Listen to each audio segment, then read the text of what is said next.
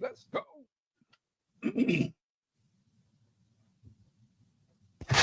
All right. I was about to say, what happened to my button? We are week 9 of What Did Prince Do This Week? Yeah.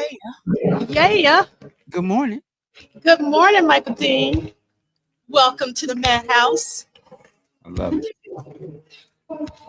Let's see. We got Christina. We got Christina in the house from Minneapolis. We got 2 Minneapolis folks. Chad Martin. We got Detroit in the house with Andre Staley. We got Drea Dances. Welcome to March, Michael Dean. Woo! Already. Already, yes. Kind of crazy to think about. And then we got, hey, fan from Tampa got movie ticket. Was only 3 left. Oh, yeah. Glad you got your Purple Rain, Dolby. I noticed here locally, like the 7 o'clock show, whatever, is like sold out, and then they've added other shows through the day. It's kind of nice. It's great that they actually added more shows. And then we got Sakari in the house. We have Mila My Heart. We have Anna B in the house. I love this. World Badness, Rude Boy, International Lover, The Beautiful Ones, Baby, I'm a Star, aka Prince. That's what we're talking about. And we got EA from San Francisco. Big parts, my thing. that part. Yeah.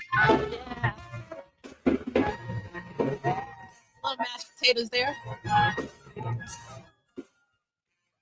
All right. Can't really hear it. What's going on? We can't really hear it? No, I can't really hear it. That's weird. Oh, sorry to hear that. It's like it's playing under some muffled, like somebody. It's like a serious bootleg. It sounds like it's like, oh, that was the Mad. So, ladies and gentlemen, that was the Madhouse listening party. Maybe it was because I reduced the mic background noise. Look, tell me what it sounds like now if I play it again. Let's see if it happens. Because we can play Madhouse all day long. Is that better? There we go. Okay, I had a thing on. We're going to play it again then so we can really hear it. Oh, and I'm playing another song that we're not playing till next week. All over the place. How much have you had to drink this morning? Oh, I've been up since 6 o'clock working on this slideshow, Michael Dean. So that's, and also I didn't go to sleep until 1. So that's what I'm talking about. All right. You're just drunk off all the music and the purpleness of it all. So I love it. Yes. That's how I roll. All right. This is better now. Okay, we got Cassandra from the ATL. We got Melvin. This is a Private Joy Saturday. Hope all is well. Yes. There we go. I like the boom, boom, boom. That part.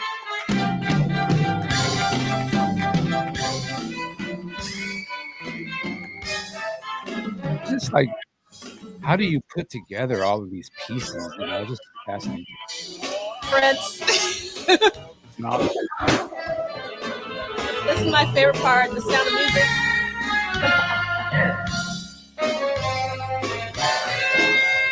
All right, okay. We got Levine Ford. Hello. We got Arlene in the house from Canada. We got Built for Speed 101 from the Bat Cave. Take it to the north side real quick.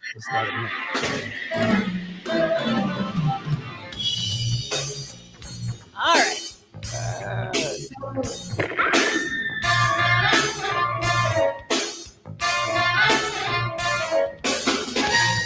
That's why I like Prince, man. You can do all this other stuff, but you always bring it home to that funk. You know what I'm saying? Yes.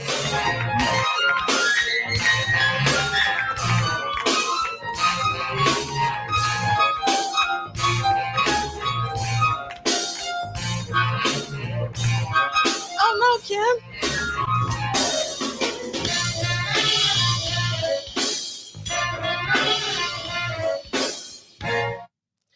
Welcome, Donnie. Thank you for being here. All right. Okay. What up, Don? What up, Donnie? And we have D68A in the house that keeps on giving because I have been listening to your channel all morning. It's the only way that I was able to stay up and get this done. So thank you, D68A. You said you were staying up. Yeah. You ready for a real good show?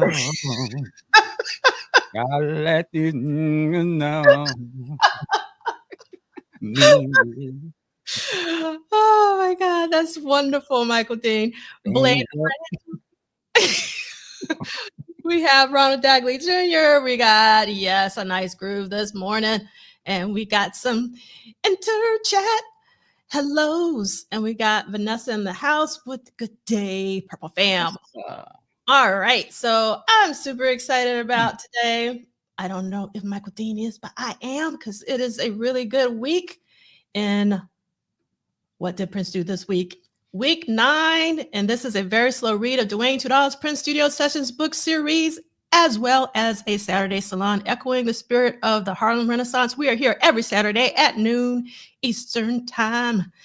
And we're going week to week, not date to date.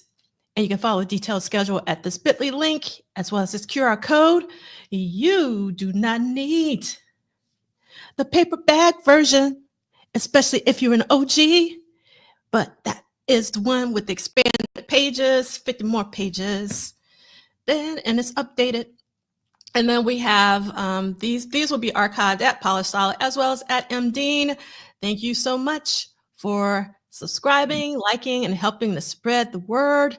Yeah, let's find out, Jamie. Jamie wants to know who's gonna see Purple Rain this week. That's right. Are you going to that? Is that playing on? It is playing, but I am not gonna go. I'm trying to save my money, Michael Dean. Okay. So remember I told you the money's low. Remember we had that conversation. So when the money get low. When the money get low, that's right. I got it so long ago, G Houston, that I actually don't remember where I got it from. It might have been on that site that's called Red. I can't remember what it was called. It was Red something. Yeah, Santa Monica show. I can't stop listening to the show with Bruce Springsteen because of the Irresistible Bee guitar solo, which is the most amazing guitar solo on Irresistible Bee I've ever heard, even though he plays the same kind of guitar on the next show. Like, it's just not the same as that Saturday show. So I've been on that. I've been having that on repeat for a long time. Welcome, Chip and Sparrow from Japan. Oh, thank you so much for liking my 2024 review letter. All my Prince things. I'm sorry it took me so long, but I'm juggling lots of projects. We got Myron in the house. We got Rick, Emirati, and Christina has their Purple Rain ticket. And I love Anna B has Purple Punch and Podcast Juice. And yes, JD Washington, Redbubble. That's right. I think I got it from Redbubble. Thank you so much. I forgot about the bubble part. And no, it definitely wasn't intentional, but thank you, Blade Brown. It's probably subliminal. Let's see. I always had the vision of Michael Dean's last book was so tattered. Remember, yours was falling apart. But that was fell off. 2 years. That was 2 years of cracking that open every single week. Mm-hmm. So yeah, morning, JD Washington and my best Morris Day. I can't do it. Morning. And then let's see what we do. I didn't know that. Okay. So Chris Bournet is saying that we got a Bruce Springsteen tour documentary on Hulu. It's an interesting backstage look. I'm assuming that they go into his tour in 85. So it actually might be a nice parallel to watch. And we got Sexy in the house and 71. And we got Lady Cab Driver.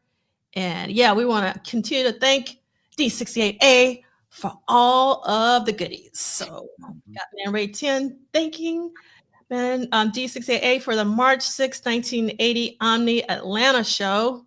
I feel so fortunate to hear a 1980 live version of I Feel For You. That's what we talk about. All right. So, oh no, Chris Bournet. Okay, so it's his 2024 tour, Not Born in the USA. All right.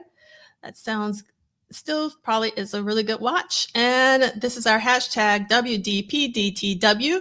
And if you saw the Purple Rain tour and you want to come on, please email WDPDTW@gmail.com. If you tell me in the chat, I'm not going to remember. So please email me because you know how my memory is. So WDPDTW@gmail.com and let us know if you want to come on. If you don't want to come on, but you have something that you want us to share, like any photos in particular, because we kind of got the tickets on lockdown, or like photos of merch or anything, of crowds, anything like that would be really fantastic. And this is what we're going to be talking about next week. We're going to be talking about more Daly City, also known as San Francisco. So if you went to those shows, we want you. And then also the look, I can't pronounce, I think it's La Cruces. If I'm mispronouncing it, my apologies, New Mexico. So that's what we're talking about next week. Michael Dean, I paused for a second because I was like, I can't believe we're already in March. I was like, is that right? Right. It's March 1st today. It's like, so moving on forward. Yep. Yeah. Time waits for no one. That's a Prince reference. You understand? All right. So, okay. And then we're going to keep it moving with our disclaimer. This is not the estate of Prince Rogers Nelson. It's not affiliated, associated, or connected. This is a independent endeavor. And I remind everybody about our community guidelines. We choose to be a community even when we disagree. And we got Kale Heads in the chat. Thank you for being here. Haven't seen you in a while. Yes, that's right, Vanessa. March. We march. All right. Let's see. Yeah. So wait, the tour is on its last leg, correct? Yes. So it's going to end in April. So if February is any indication of March, it's going to fly by really fast. But we have been enjoying our Purple Rain conversations. And we play 9 from 16 because this is week 9 of What Did Prince Do This Week. And it is the 112th episode of What Did Prince Do This Week. And this week we have 5 live shows, 1 studio session, and 1 live appearance. Let's see who did their homework. What is the live appearance for the week? Let's see. We're going to quiz Michael Dean. What's going on? I ain't got it, Teach.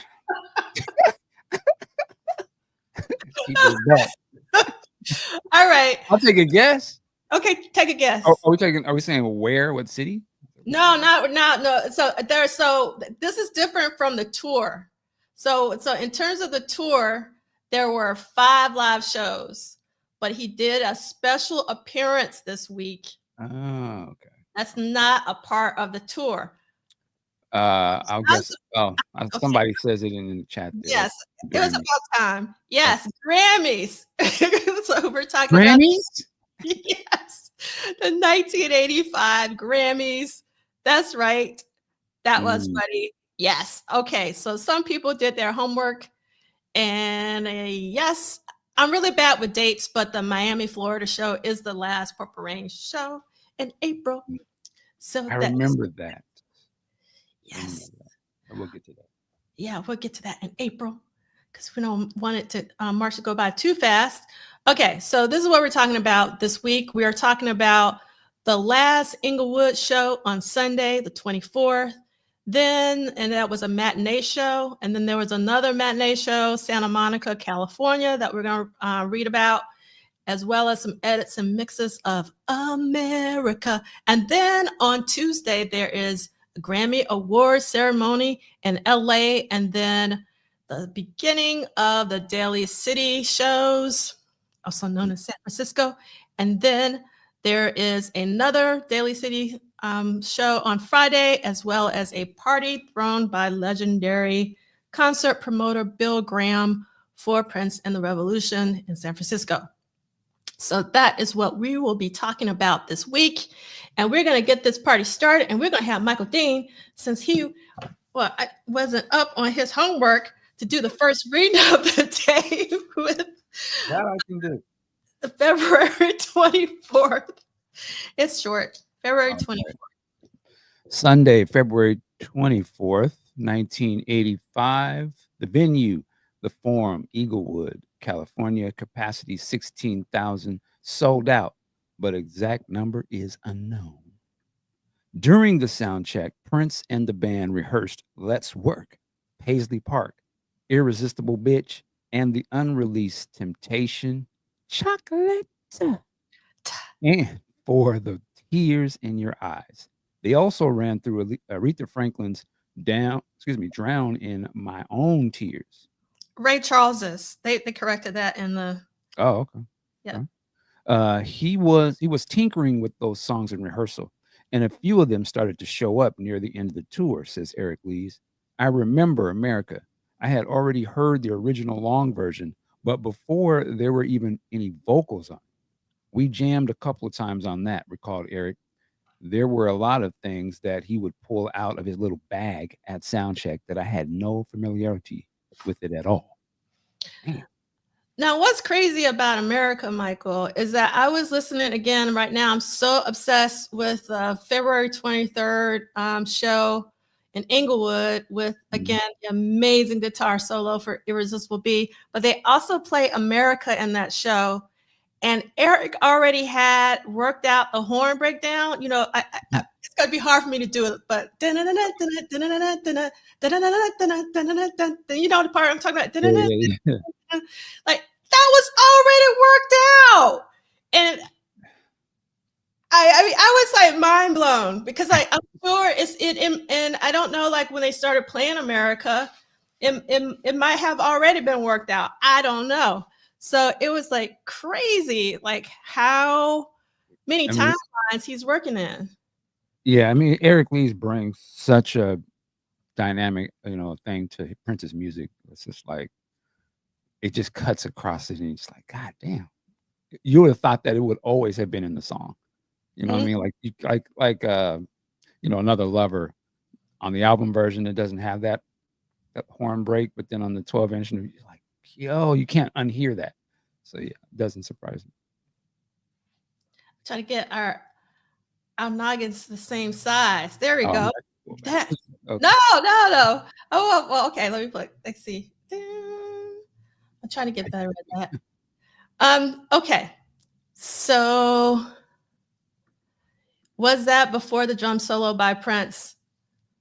Yeah, right before the drum solo, because like he gets up. Yep, that's for sure. And this is definitely a classic Eric Leeds horn riff. These are my people, Michael Dean, when I can like watch a hum and they know exactly what I'm about. That's what I'm talking about. You are my people, Man Ray 10. That's what I'm okay. All right. So let's talk about this switch to playing the Bay Area. And I'm going to read this really quickly. Michael Jackson and his brothers may have snubbed the Bay Area. So the Jacksons didn't come to the Bay Area on their celebrated victory tour, but Prince will not be disappointing local music fans. The Tribune has learned from reliable sources in the recording industry. Joanne Martin, secretary to Ray Ward, Oakland Coliseum executive vice president, said that most of the proposed concert dates conflict with solid commitments to Golden State Warriors basketball games, championship wrestling, the North Coast section basketball playoffs, and other events. However, she did not preclude the possibility that alternative dates could be arranged. And then it keeps talking about the Cow Palace in Daly City, but we're going to skip through that. The Prince concerts would feature homegrown favorite Sheila E. as the opening act. Under Prince's tutelage, the former Sheila Escovedo has skyrocketed to national fame. Last week, the Oakland native was nominated for 4 Grammy Awards. Let's not forget that Sheila was nominated for 4 Grammy Awards, including New Artist, Female Pop Vocal Performance, R&B Song, and R&B Instrumental. And Prince led all 10 Grammy Award contenders with 10 nominations. And Prince last appeared in the Bay Area in April of 1983 at the Oakland Coliseum Arena. The Minneapolis-based musician made his Bay Area debut in February 1982 at the San Francisco Civic Auditorium. So folks should have been really hungry for the show because it would have been like 2 years, almost 2 years since he was there in 1983, and that's a long time back then to be waiting on a Prince show, like And almost a whole 2 years. yeah, it's interesting to read this. Now, I was going to ask, didn't Sheila just win her? Is this her first Grammy? Did she just get a Grammy this last? Yeah, she just won her first Grammy this year. And so And that's yeah, insane. that's wow. And then just the whole Prince in the Bay Area, so these concerts, are just another sort of, I guess, line in the journey. Like, the first album produced out there was it Sausalito, or whatever. Going out there to be in that area. Of course, the with Sly and Larry Graham, just all that influence, drawing him out there.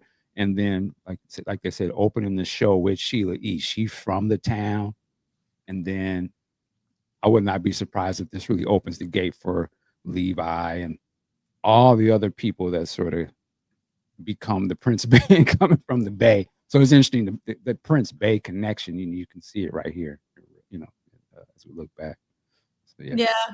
So it's really funny, Man Ray 10. I thought the same. I was like, what? This is like, it does not compute.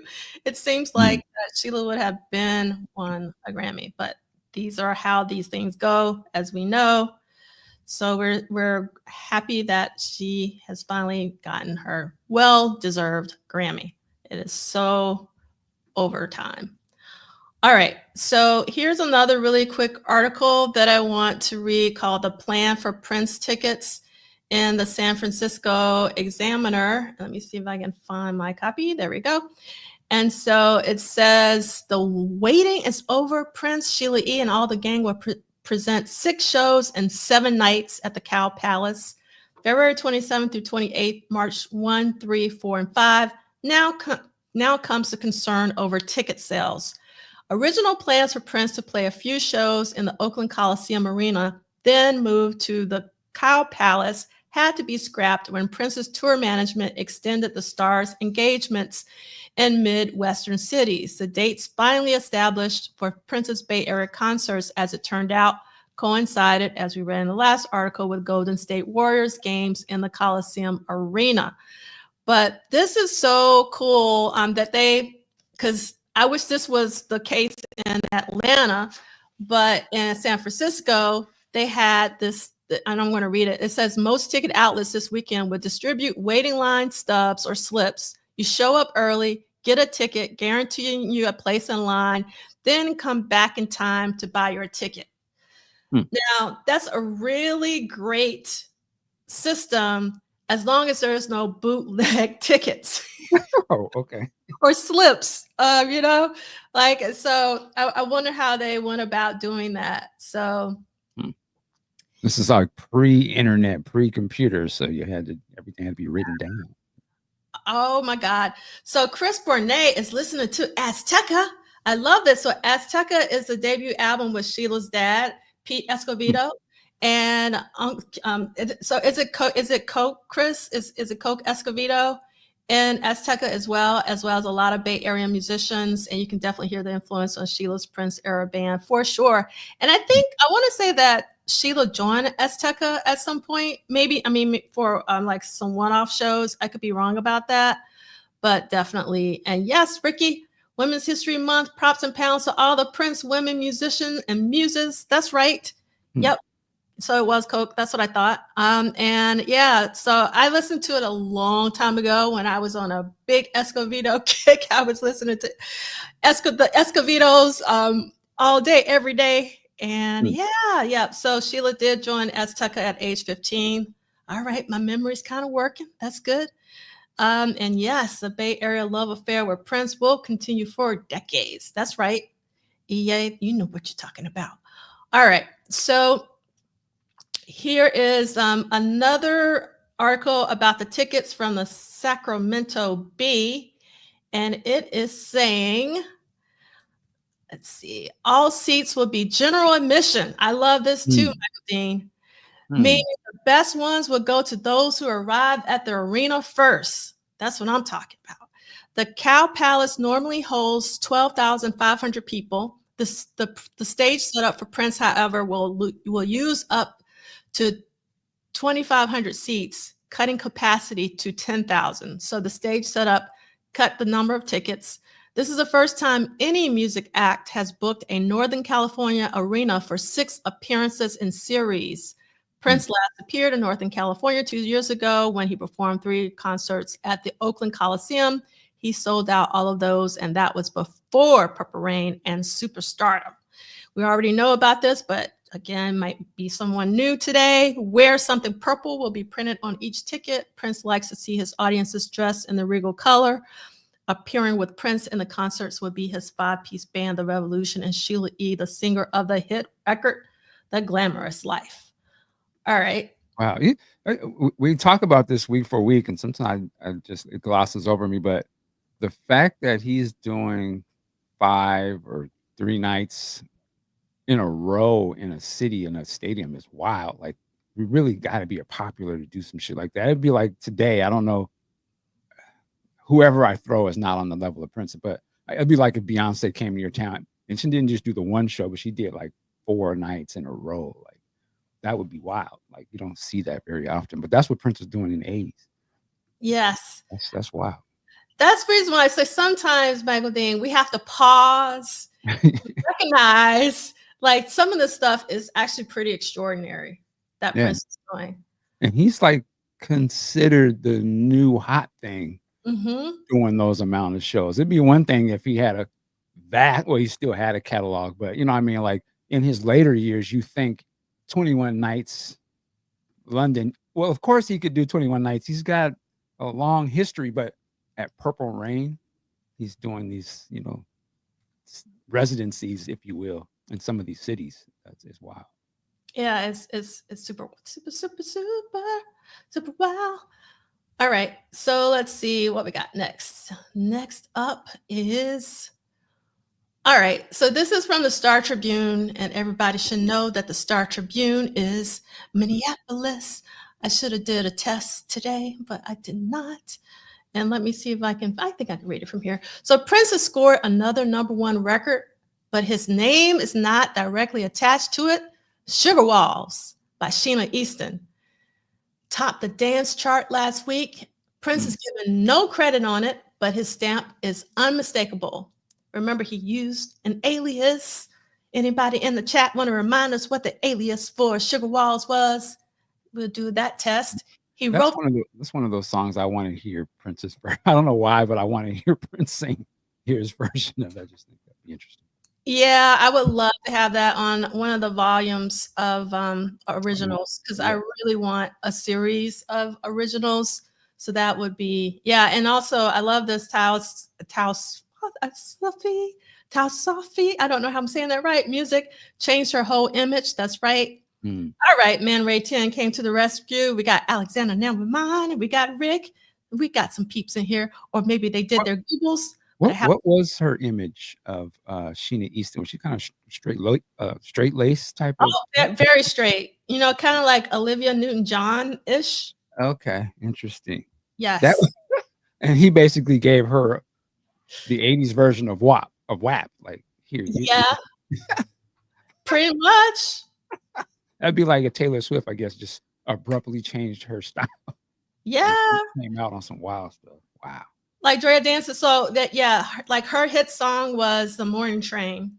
Okay. Yeah. I remember. Do you remember that? It was very sing-song. Like a country kind of thing, or am I thinking of something? It can be country. It's very sing-songy. Okay. Pretty much. Yeah. And Celia saying she was a British sweetheart. Oh, wow, Vanessa. I forgot about this. Very straight lace off the heels from her Bond movie, because she was a Bond girl. Well, she did the song, I think, in the Bond. Oh, yeah, she did. Yeah, she did the song. That's right. Man, that was a big deal back in the day if you had a Bond. I know we're just derailing for a second. That's the one thing I could have saw Prince do. Like the Bond song. He could have killed that, man. He would have killed it for sure. All right. So I love Sugar Walls. Like, in terms of, again, for people who don't know, I enter Prince's music through the lyrics. I don't care what what the song is about. I'm gonna like it. but just like hearing those shakers in the beginning, and then oh my God, I get goosebumps. Yeah. Every single, it's hot. It never gets old. I don't know about you, Michael. In another world, in the quantum realm, that would have been like a Vanity 6 or Apollonia 6 song or something. I could have seen that. Been like Apollonia could have Purple Rain 2 or something. Something sexy, but not dirty. Yes. I told you more. Still don't care nothing about you. Yeah. And so everyone is putting in the chat. I think this is important that Sheena Easton's Bond song was For Your Eyes. Oh, shit.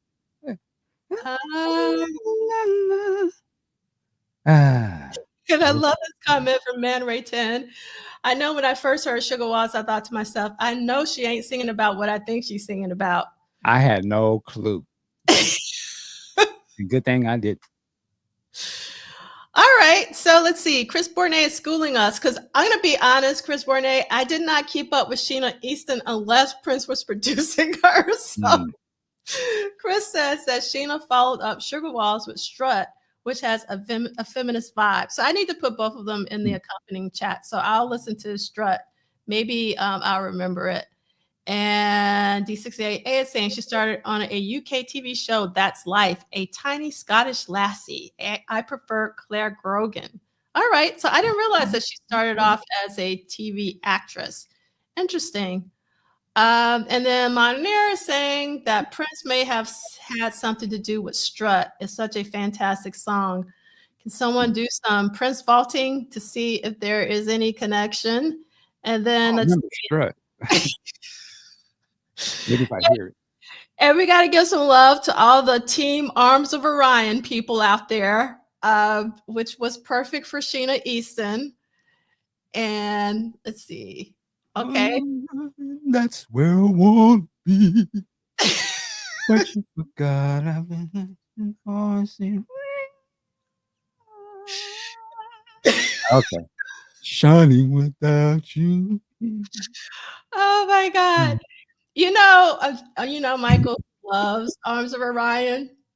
Well, I mean, it's a Prince song. So I know. I didn't love it at first, but again, as I said before, the Batman album, I hated it, but it just dragged me in, and now it's just. But I'm trying to. One of my best friends, Jason Orr, adores Arms of Orion so much that he serenaded me with the entire song because he knows how much I love it. Okay. Did it work? No. No. It was like, but it's a memory I'll always remember. I thought it was funny. And let's see. Tracy's saying, hi, Tracy. Sugar Waltz was suspect. I knew Prince had something to do with it. Looking at my 1988 copy of Sheena's 101, the credits read produced by Prince. But it's not on. Was 101 is not on the same album as Sugar Waltz, all right? It's on a different album. And I can't remember. Again, I don't keep up with my Sheena Easton. Like Eternity or something like that. Yeah, I think 101 is on Eternity. That's right. You're right. I don't have no Sheena Easton albums. It's the Prince. It's the Prince. Yeah.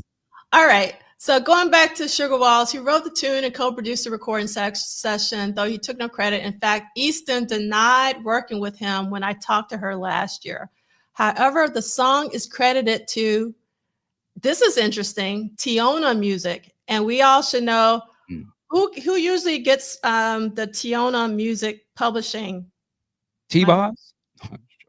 You don't know this, Michael Dean. Are we going to have to revoke your card? You might.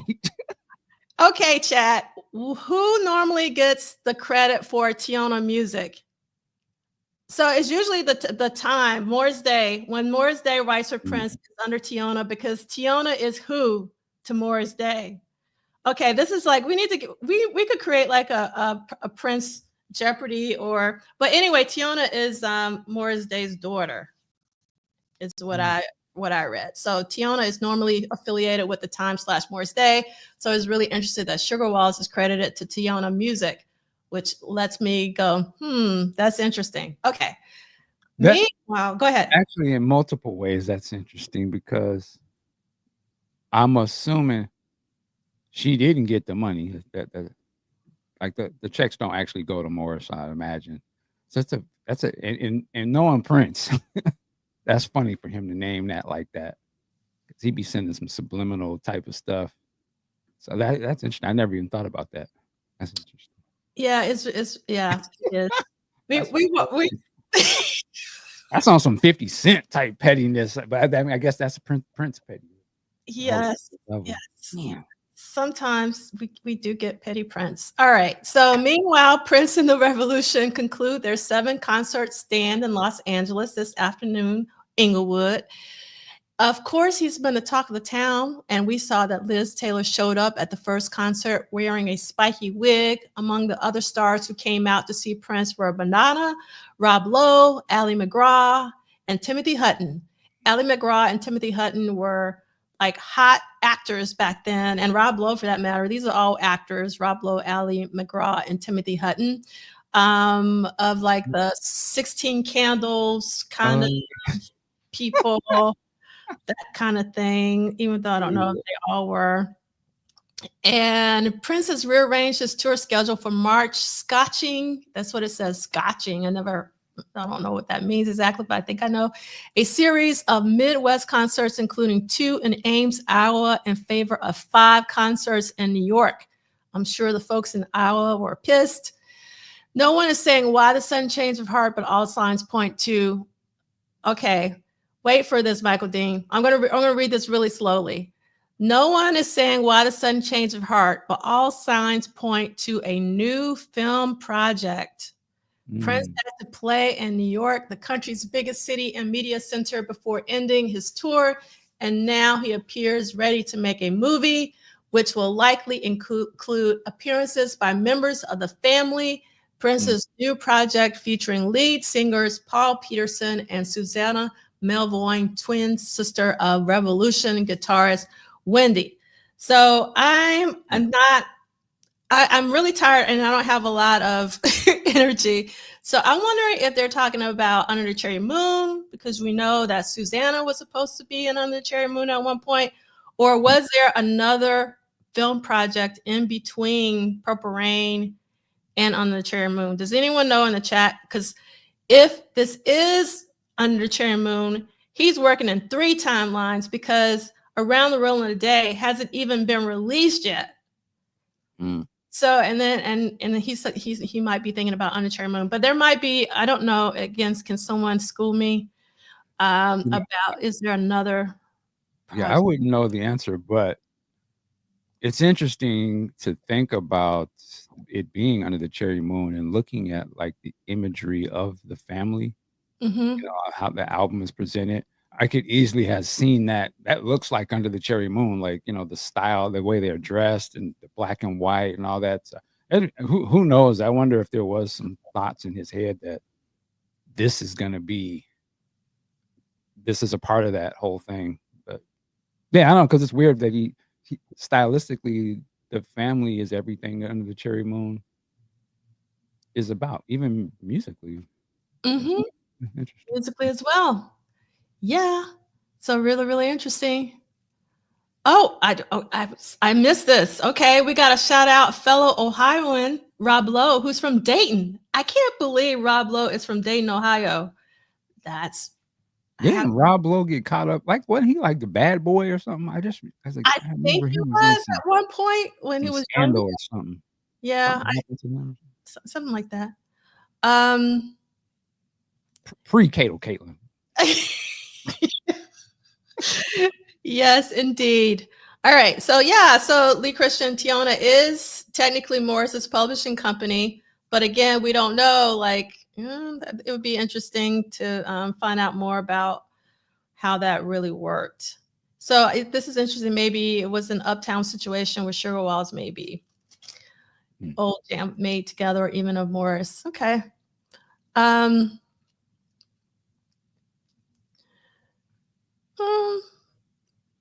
Yeah, that's definitely possible for sure. So as Prince was I used to call this E-snurp, even though I know that's not right. Publishing wise, in that era, I don't think you could have multiple publishing contracts at once, especially when it's Warner Publishing. Just thinking out loud, though, I don't know. And I yeah, think it's funny that if he had, or at least he gave the impression that there were multiple publishing situations, but all roads lead back to his pocket. Like, it's yeah, just funny. Like, yeah, I make it look like y'all eating, but you know. yeah. I need to go back to Morris's book, actually. I think that would be a good thing to kind of do a closer read on. So maybe somebody can take that up as a homework assignment for the week. All right, so we are going to see this ticket for the last Inglewood show, which is Sunday, February 24th. Again, you see Wear Something Special. I mean, so Something Purple, and I'm also reading special guest Sheila E. at the same time. Oh, so Celia's saying that you might be thinking of Hugh Grant instead of Rob Lowe. I remember the Hugh Grant thing, but there was something with Rob. Somebody got to remember Rob Lowe. He wasn't this. It was some kind of something came out. I remember it was like they was dragging him through the media. Okay. It was like some videotape or something. It was one of the first, in my mind, it was one of them first kind of scandals. Like, I was like, damn, what's going on in Hollywood? He was the bad boy, the party. He was like that early party dude. You know what I'm saying? Early freak off, I guess. Okay. So we're going to read this LA Times. So this is what Andre is. Yeah, see, I got dirt on you, doggy. I remember. All right, and yes, Audra is confirming that. Yes, Wild boys back there. Okay. Wild boys. All right, I want to take some time to concentrate on this article by Robert Hilburn, who is one of the most respected pop rock music critics ever, and Robert Hilburn of the LA Times. Yes. Is it Tina's turn to grab the Grammys? And obviously you can see Tina is the center of this. Sorry. I gotta show the queen some respect. We gotta absolutely. All right. So album of the year. Forget about Cyndi Lauper and Tina Turner. This comes down to a three-way contest between Lionel, Bruce Springsteen, and Prince. As recently as 6 weeks ago, Prince seemed to have the award locked up, but then the momentum started shifting to Springsteen. Born in the USA, knocked Purple Rain out of the #1 spot on the national sales chart at the same time that Prince was under fire for failing to show up at the USA for Africa recording session. And that's probably the reason why Purple Rain got knocked out of the #1 spot, to be honest. Since the race between these two critics' favorites is so close, they're likely to split the vote of the Academy's progressive members. Richie, meanwhile, is apt to get a clear majority of the Academy's more traditional members. I love this, the way this is phrased, traditional members, that should enable him to squeak through an extremely close race. Likely winner, Lionel Richie's Can't Slow Down. Record of the year, Tina Turner's What's Love Got to Do With It has been the front runner to win this award since it hit #1 last July. It's a classy, sophisticated record, the kind Grammy voters have traditionally favored. And the one single that might have provided an upset, Prince's When Doves Cry, wasn't nominated. It's really interesting to realize that When Doves Cry wasn't even nominated as Single of the Year. That's crazy. Yeah, insane. That just makes me understand. I never liked these groups. But go ahead. Yes, exactly. That leaves only one serious challenger, Bruce Springsteen's widely admired Dancing in the Dark. That song's failure to be nominated in the Song of the Year finals is a bad sign. No record has won the Grammy for Record of the Year without at least being nominated for Best Song since Carole King's It's Too Late in 1971. And sentiment is on Turner's side. A victory here would cap one of the most dramatic comebacks in pop history. Again, remember everybody, that this was a huge deal for Tina Turner because this was her comeback record as Tina Turner and not as Tina and Ike or Ike and Tina. So this was a really big year for Tina. And I remember I as a youngster, I had no history of Tina Turner. So it was interesting to me when this was happening because I could see, you know, the reverence that people had for her, and I knew the song because they would play it on MTV and stuff, but I didn't know that she had been a previous, you know, star and all that kind of stuff. So the movie came out, that I was like, oh, I get it. You know, so this is interesting. I don't, yeah. So to me, that was the first time I ever saw her. I didn't think she was old or anything. I just, badass lady. Who is this? Because she is and was. So, you know, this is an interesting point, Mary. I would assume, but I don't know this to be true. So maybe if somebody can do some Googling, that When Doves Cry should have, I would think, would have been the top selling single of 1984 with 2 million copies sold. Can somebody verify that? Because it would be interesting if it was the top selling single but didn't get nominated for a Grammy. I don't know what's going on. Let's see. Yeah, it makes me wonder, like, were all the songs selling like that back then? Because that's kind of wild. I mean, I don't know. That's why. I mean, obviously, this is not during the Thriller time, so there's a break. You know what I mean? Where other things can be big, but yeah. And let's see, we're going to go over to Best Album, and it says Lauper's She's So Unusual, which was, if I remember correctly, Cyndi Lauper's debut album, which was huge, and Prince's Purple Rain, Lionel's Can't Slow Down, Springsteen's Born in the USA, and Tina Turner's Private Dancer. In a much better than average field, I'd skip past Lauper, enticing and eclectic, but with a low degree of invention, and Ritchie, polished and well-crafted, but too conservative, to Turner, whose graceful blend of soul, pop, and rock textures was more alluring than many other albums that have won this award over the years. But even her strong return to pop action falls short of the ambition and breakthrough of Prince and Springsteen.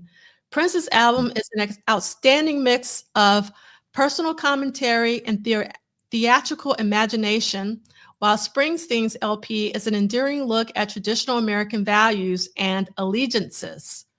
Purple Rain is more consistent and initially more impressive, but there is a quiet insistence to the simple truths and ultimate challenges of Born in the USA that makes it the more essential work. My vote, Born in the USA. Now, again, remember that these slide decks are on the book club's website, because I would go back and read this with a little bit more care. Because, yeah. All right. And then the last thing I want to read, female rock vocal. But we're going to actually skip that because he gives praise to Tina Turner, but I want to go to the female black vocal, and you'll understand why. Like the pop female contest, this comes down to a two-way race between Turner's heartfelt remake of Al Green's Let's Stay Together and Chaka Khan's explosive reading of Princess I Feel For You. While a triple victory for Turner would give the evening a nice sentimental touch, here the competition is simply too strong. Likely winner, Chaka Khan's I Feel For You. Man, that, if nothing else, that should show the power of Prince's pen, where his songs, arguably at his peak, you know, at least commercial peak, he's being talked about, nominated. But then a legendary R&B artist sings one of his songs and is being nominated and is at the top as well. I don't know if we've seen anything like that, or how often that happens, when the new sort of artist is also, you know, the key ingredient for the legendary artist for their comeback too at the same time. And that's wild. You know, I don't know what that would be like. That'd be like some legendary. That'd be like Mary J. Blige today covering some new person's song. You know what I mean? And they're both hitting at the same time. Like, but that ain't happening. Yeah. So I'm trying to see if I can really quickly find. Let's see, can I? Is this right? Oh, this is the wrong year. Oh no, it's not. I'm trying to I'll show you what I'm looking at. I'm actually looking at the Grammys site for the 1985 Grammy Award winners, and I'm trying to see. So the record of the year was "We Are the World," and these were the other nominees: "Born in the USA." Oh, We Are the World was in this Grammys? That what it is? I think so, yeah, because this is 1985. Yeah, 1985 Grammy. Explains a lot. Yes, exactly. Exactly. And I'm trying to find some Going Sheila on. stuff. So this doesn't seem right. It doesn't seem, because I don't see any Atina stuff on here. Maybe I have the wrong one, but it says the 1985 Grammys, but it's not lining up with what we're reading in this article. So maybe it is a different one. Let's see. Can someone look this up for me so I don't just like which, and put it in the chat, like where the right list is for the Grammy Awards? You be my best friend. All right, so we're gonna go back over to our slideshow while we wait for someone to help me in the chat. And I want to read this little bit from this article from the Odessa American that and I don't know if you remember this, Michael, but this was kind of like, I don't remember this, but it says that performer could skip Grammy. So there was a possibility that Prince wasn't going to show up at the Grammy Awards. So I don't know if, I would assume he would have been advertised, but maybe he wasn't advertised, or maybe it was like, I remember one year when Outkast was performing at One World at in Atlanta. Mm-hmm. And Andre was announced when they first, like Andre's going to be here. And then they removed him off of the lineup. And I was like bummed. But then at the show, he popped up and like everybody went crazy. So like, I don't know if this is like a similar situation, but does anyone remember that Prince might not show up at the Grammys? Yeah, I don't remember that, but it made me remember though, one of the the highlights of when the show starts and they show the names of the people. Is that what you're talking about? Where they presenting and show, I always, when they would show the names of the people that I was, Michael Jackson, everybody screaming Prince. I used to be hyped sitting at home like, oh, this is gonna be, my boys in it. And if they show them in the audience real quick, you'd always try to get a little glimpse to see, oh, where's Prince sitting at? Are they gonna show him on camera? So I do remember. I forgot about that, but I remember that was such a joy of watching these shows back then, because you don't have the internet, so you just got a little glimpse of, your people. But Prince always came on last, and me as a little person didn't understand that. So every time they would say, "What's up, Prince?" like I thought it would be him coming on, but then they go like another commercial, like Ricky talked about. Right. So I didn't understand what that meant, like he's coming on last. But, so I want to read this really quickly, and then I actually found the right Grammy list for 1985. Or what we're talking about. Prince even keeps his activities secret from us, said a spokesman for the rock star, who would speak only on condition his name not be used. In fact, it's not guaranteed that Prince will appear at Tuesday's Grammy Awards ceremony in Los Angeles. He's nominated for 5 Grammys, including Album of the Year, Best Rock Group Performance, Best Film Score Recording, Producer of the Year, and Best it says Rhythm and Blues Song. And again, the caption says performer could skip Grammys. Okay, here we go. Let me share this instead. And let me see. Yes, you can see it. So basically, the record of the year was What's Love Got to Do with It? So Tina did win. And the others were The Heart of Rock and Roll, Huey Lewis in the News, Hard Habit to Break, Chicago. I don't remember that song. Girls Just Want to Have Fun. I remember that song. Oh, yeah. Dancing in the Dark. I remember. Mhm. All right. Album of the year was indeed, like Robert Hilburn predicted, Lionel, That's right. That's Can't right. Slow Down. So that won over Purple Rain, as well as Private Dancer, as well as Born in the USA, as well as Cyndi Lauper's. So, like, his point in that article we just read was that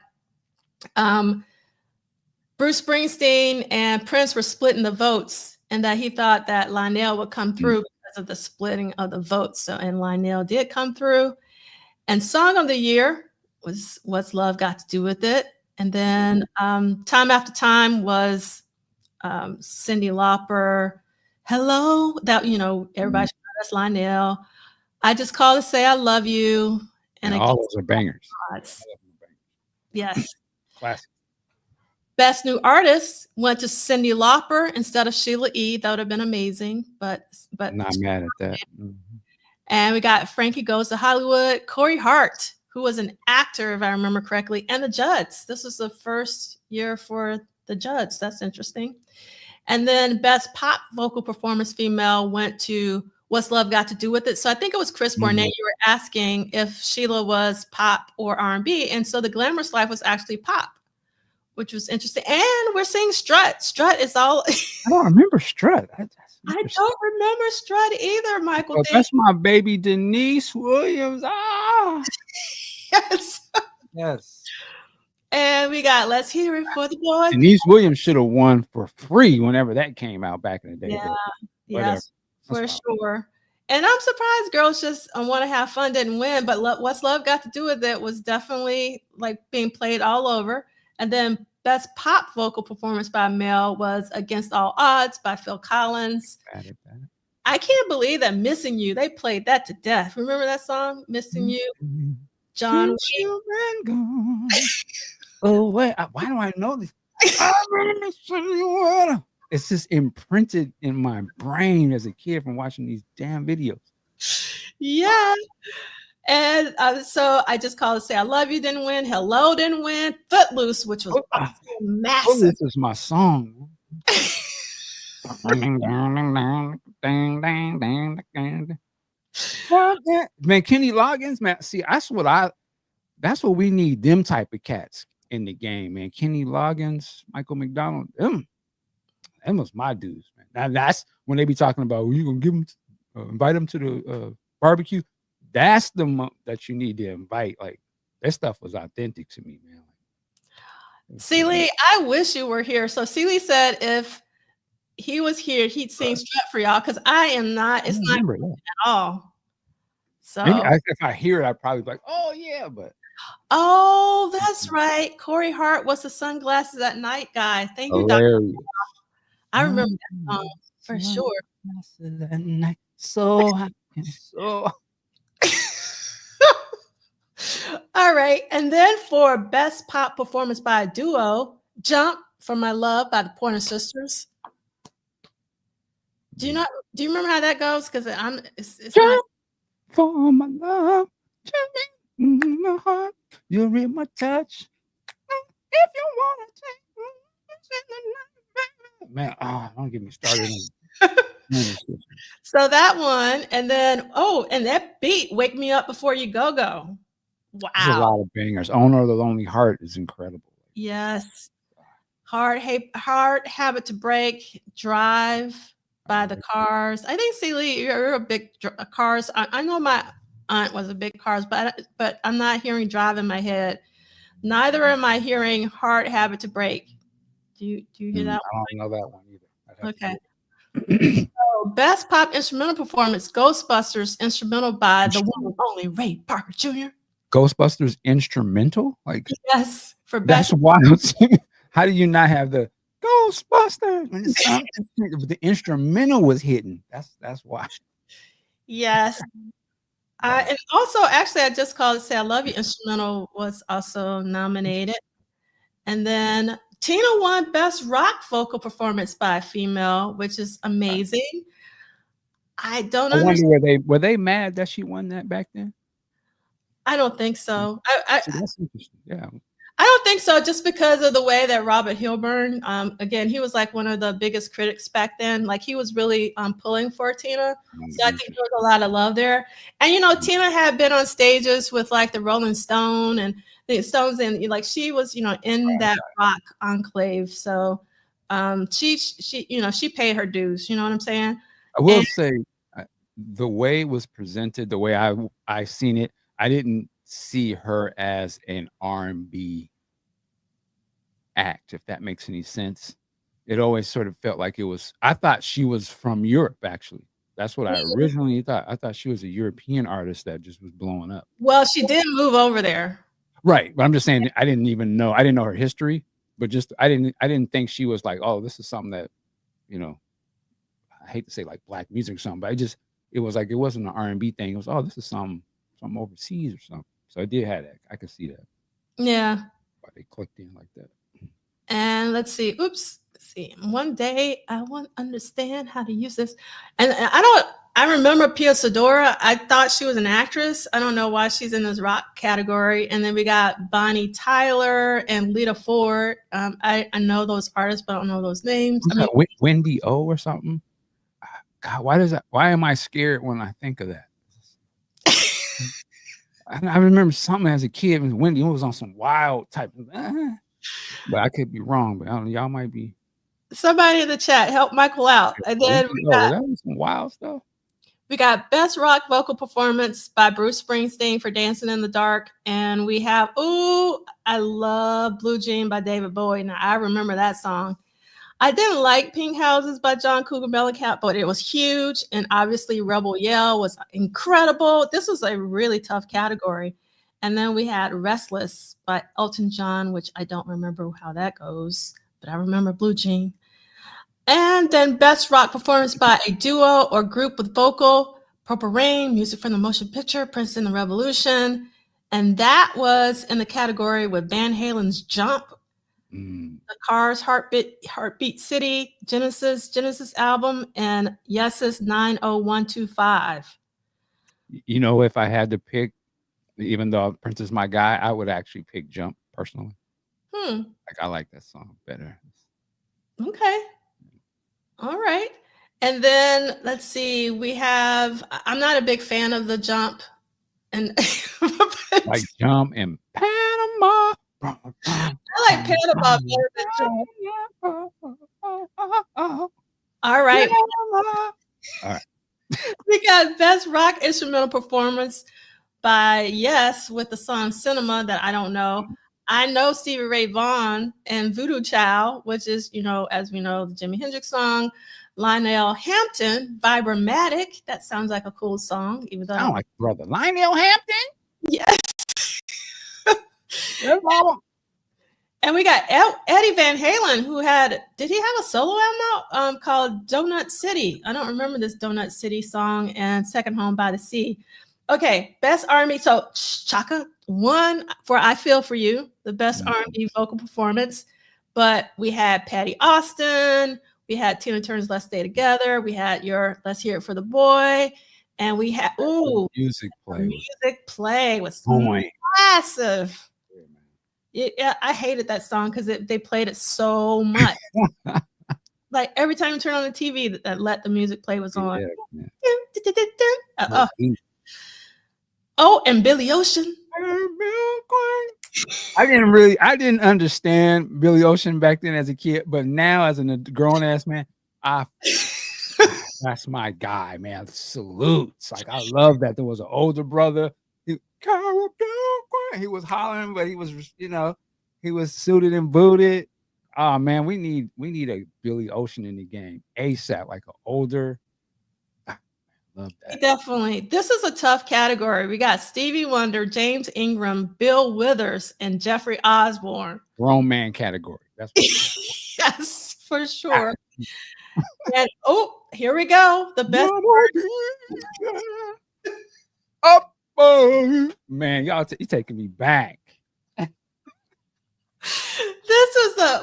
This is a year. Oh my God, do I even know these people? Oh, I didn't know that Jermaine Jackson and Michael Jackson had a song together called Tell Me I'm Not Dreaming. That was the cut.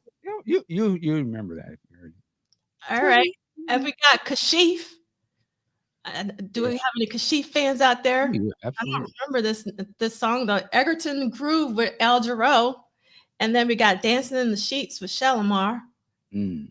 And this is the original lineup. I don't know why I thought Dancing in the Sheets was not the original Shalimar lineup. And then for Wow, Short Berry. yeah, isn't that amazing? And this is for Best R&B Instrumental Performance. Sound System by Herbie Hancock was the winner, but Short Berry Straw Cake was nominated, which is Wow. pretty incredible. Oh, the Crusaders. Mhm. That's crazy. And Stanley Clark and Grover Washington Good Jr. Lord. And Sheila King. This is why y'all listen. And I don't know if she was on the track per se, but it's a Prince song. But the fact that it's nominated with those heavyweights, and that's her first album, that's why I didn't know that. That's wild. Yes, this is why we're taking the time, Michael Dean, because Chris Bournet wanted to know what exactly did she get nominated for, and we need to know. So, because we read that, but I had forgotten that. So it's I'm not dreaming. I'm gonna be on Jermaine the whole show. All right, and so we got Best Rhythm and Blues Song. I Feel for You, Prince, songwriter. So he pretty much won this one.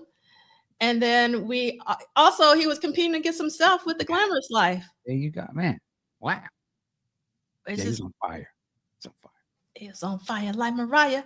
And then let's see, for Best Jazz Fusion, we got Pat Metheny was the winner. And then we had Earl Klug, Miles Davis, David Sanborn, and Spyro Gyra. That was a big one. We are going this is a pretty, Emmylou Harris won the Best Country Vocal, but it also has Crystal Gayle, Dolly Parton in the same category. I don't know Janie Frank, or I know Anne Murray's name, but I don't remember. This was a part on the show back then where we would just zone out. Next up, performing the Oak Ridge Boy.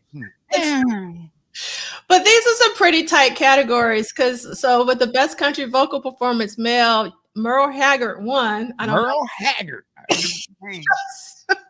Oh. But in the categories, Ricky Skaggs, Willie Nelson, and Hank Williams Jr. And I love the title of the song, All My Rowdy Friends Are Coming Over Tonight.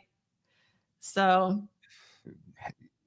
and the Judds won because they are new artists this year. So they won the Best Country Performance by a duo or group with vocal. And Alabama, I always liked Alabama because I'm from Alabama, so I always liked them. And they were nominated, as well as Willie Nelson and Julio Iglesias. I didn't know that they recorded a track together. That's a duo. Willie Nelson and Julio Iglesias. Man, that would be an interesting record today, boy. Yes. And then so Ricky Skaggs does win for instrumental performance. And Chet Atkins was nominated along with Carlton Moody and the Moody Brothers. I don't know them, but I love that name. Man, they was heavy with country. Yeah. And they would show all this on TV.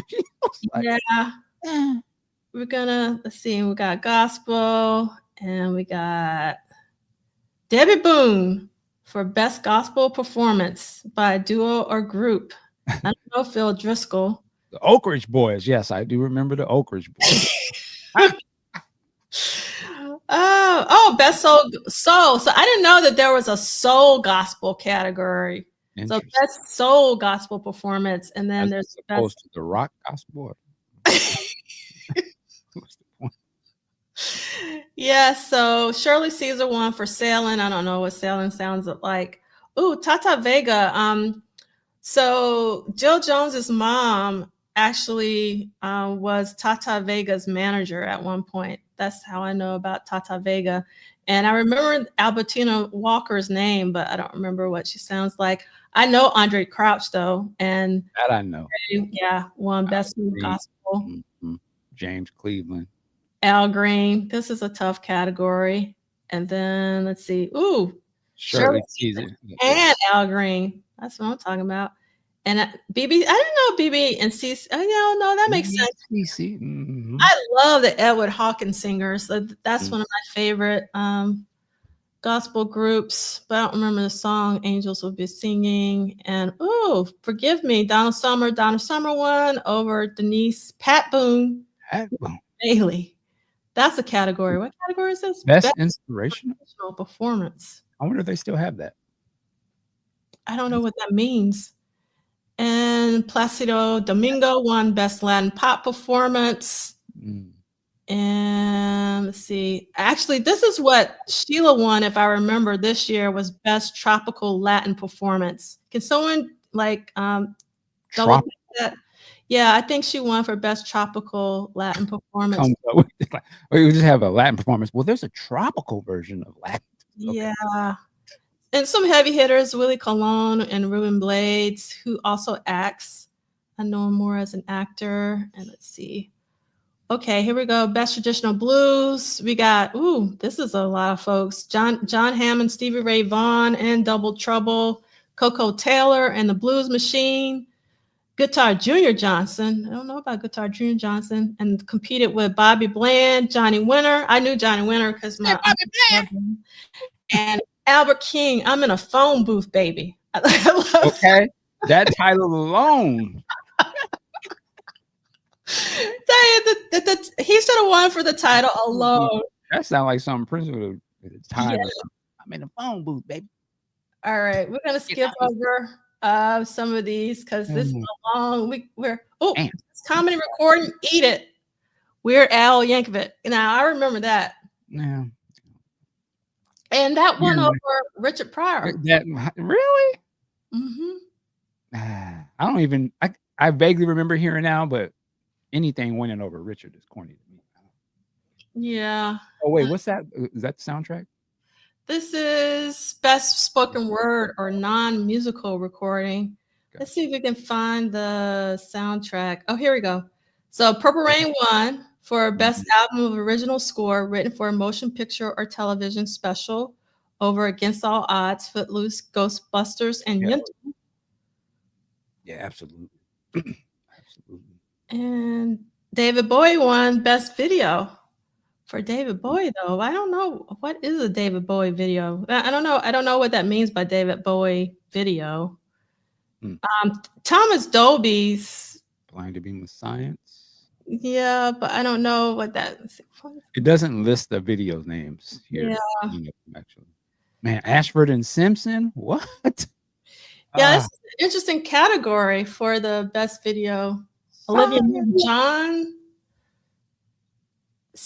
It's a funny thing is, if just to go back to that for a second, I mean, in my mind, I'm trying to think of what was the video that would have been groundbreaking in 1985 amongst all these great videos that you can think of. Like, I'm very curious what those videos were, because I'm like, man, I don't remember the. So it says Olivia Newton-John says Twist of Fate, but then it doesn't list the other. Yeah, it's super weird. So TP, are you saying that Prince did do the Albert King song? You said he redid the Albert King. Who is he? Let us know. Was it for this year? I feel like I wonder what it is. Somebody try to do some Googling and we'll try to figure it out. That was a cool video. Now that she says that, I can think of that. Yeah. Like, somebody brought up like Thrillers. Okay, the making of Thrillers best video album. Interesting. And then We're All Devo, Cirrus Moonlight was David Bowie, Heartbeat City, The Cars, Eurythmics, Sweet Dreams. I love Sweet Dreams. You don't remember Sweet? Well, I mean Sweet Dreams. Yeah, I remember that video, but those other ones I don't remember. I mean, compared to Thriller. Yeah. And then Best Jazz Vocal, Joe Williams, Nothing But the Blues over Carmen McRae. Oh, wow. One of my favorite vocalists is Lorez Alexandria, but I didn't realize that she was still recording in 1984, 85. This is something new. You learn something new every day, Michael Dean. And then we got Best Jazz Instrumental Performance by... Oh, no. Mr. Angie Stone pass. Ah, man. Oh, no. Really? Damn it. Oh. That's really, really, really sad. We'll put that up. Give respect to Angie. So let's see. I think we got, actually, Best Jazz Instrumental Performance Group. Claire Fisher was nominated for Whose Woods Are These? And, They said it's a car accident. oh no. no. Sure, but man, god damn it. Oh boy. That's really, really, really sad.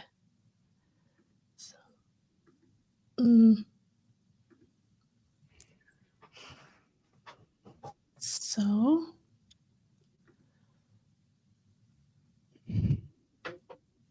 I want to just run through these really quickly and see if we see anything.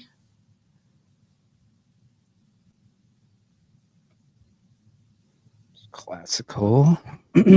Yeah.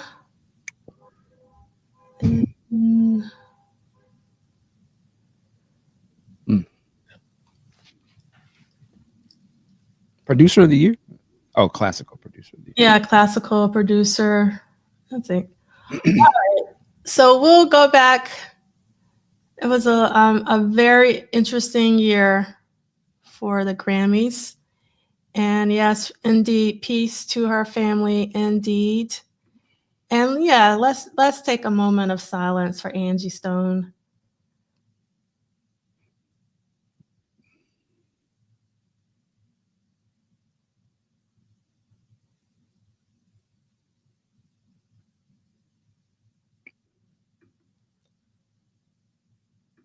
All right. But her music will definitely live on. She made such an impact in so many ways. Yeah, her son, man. All right. All right. We're going to continue with our reading for February 25th in Santa Monica. Michael Dean, do you mind doing the reading? Yep. All right. Monday, February 25th, 1985, a.m. The venue, Santa Monica Civic Auditorium, Santa Monica, California, capacity 3,000. Skip the quote. Yeah. After a 6-night run at the Forum, Prince quietly scheduled a concert for children with diabetes while in town. With disabilities. Disabilities. I'm sorry. An abbreviated matinee performance was arranged at the Santa Monica Civic Auditorium for those who couldn't attend a regular show at the Forum. Prince seemed to understand that he was given a gift, and on occasions like this, he was giving back to the people who deserve some extra love.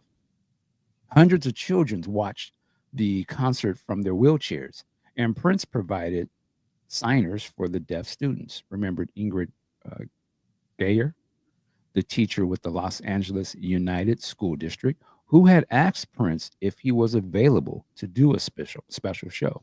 He agreed and paid for the entire event. Prince was loving, generous, and gentle, man. Geyer continued. For many of the children, it would be the only live show they would ever see. Wow.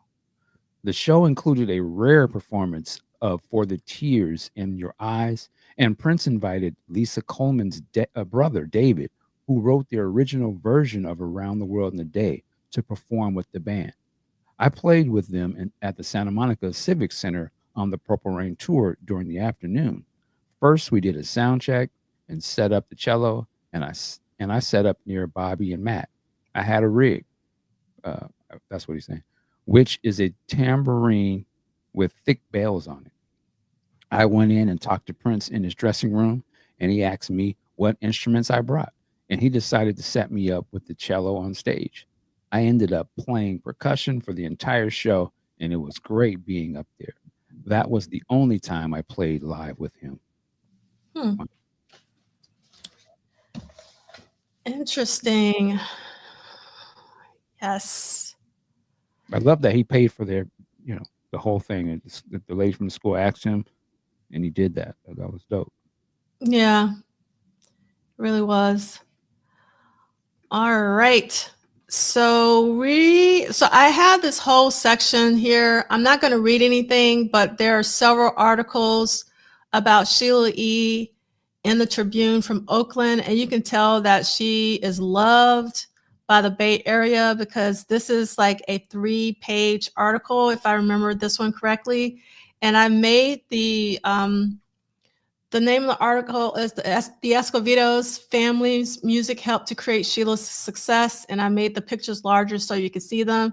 This is Sheila at age 11 on the left, and Zena is like 5 months old. It's the little baby, and then that's Juan and Pito, her brothers to the right. So they're very young here, age 11. I wish these were better, fidelity, but they're better than nothing.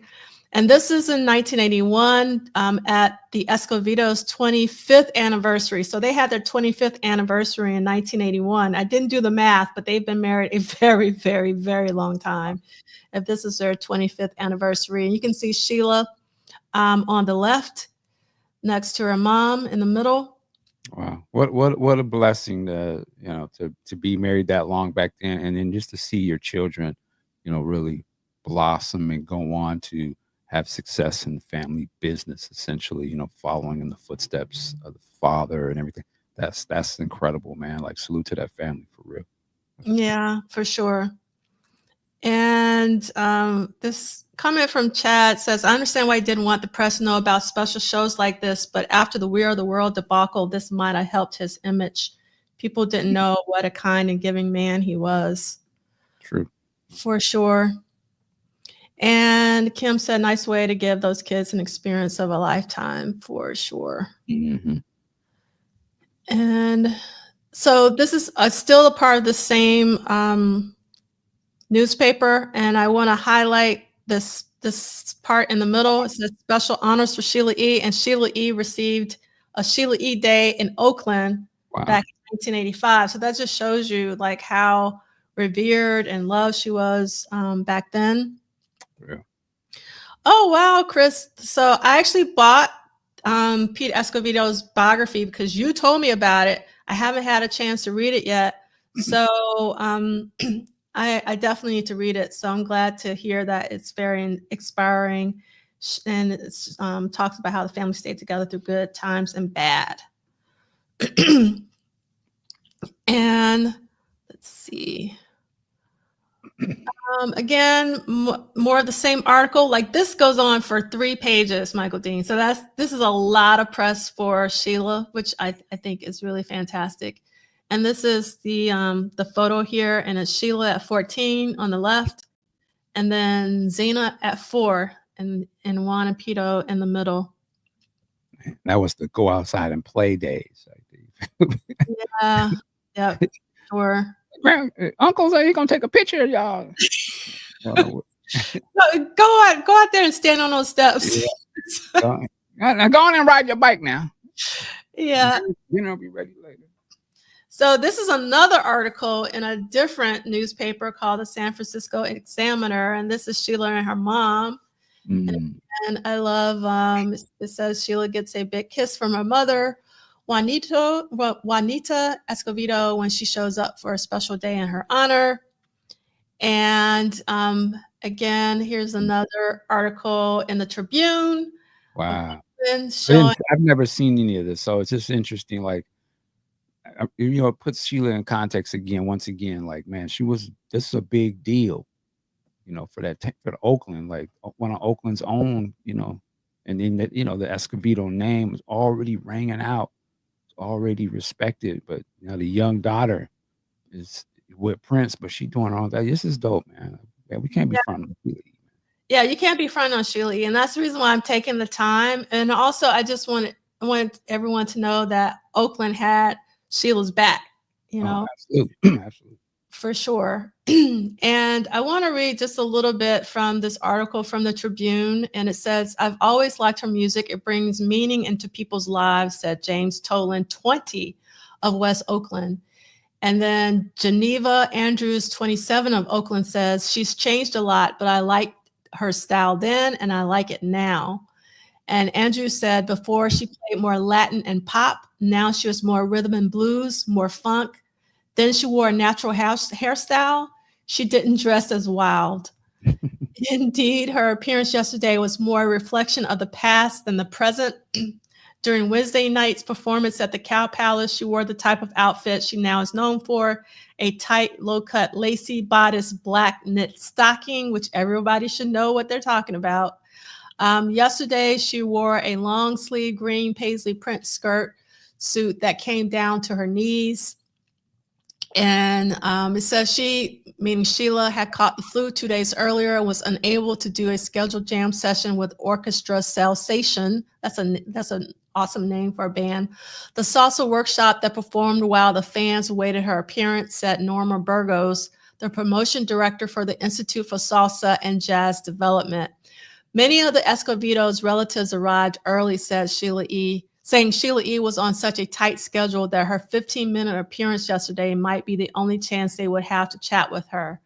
Her aunt, Jay Casada of Alameda, again, Alameda, says the poor thing is so tired. It's rush, rush, rush for her. Mm. So, it's one of those things like when, you have a relative who blows up, becomes really huge, and they're on like a very major tour and they just don't have that much time.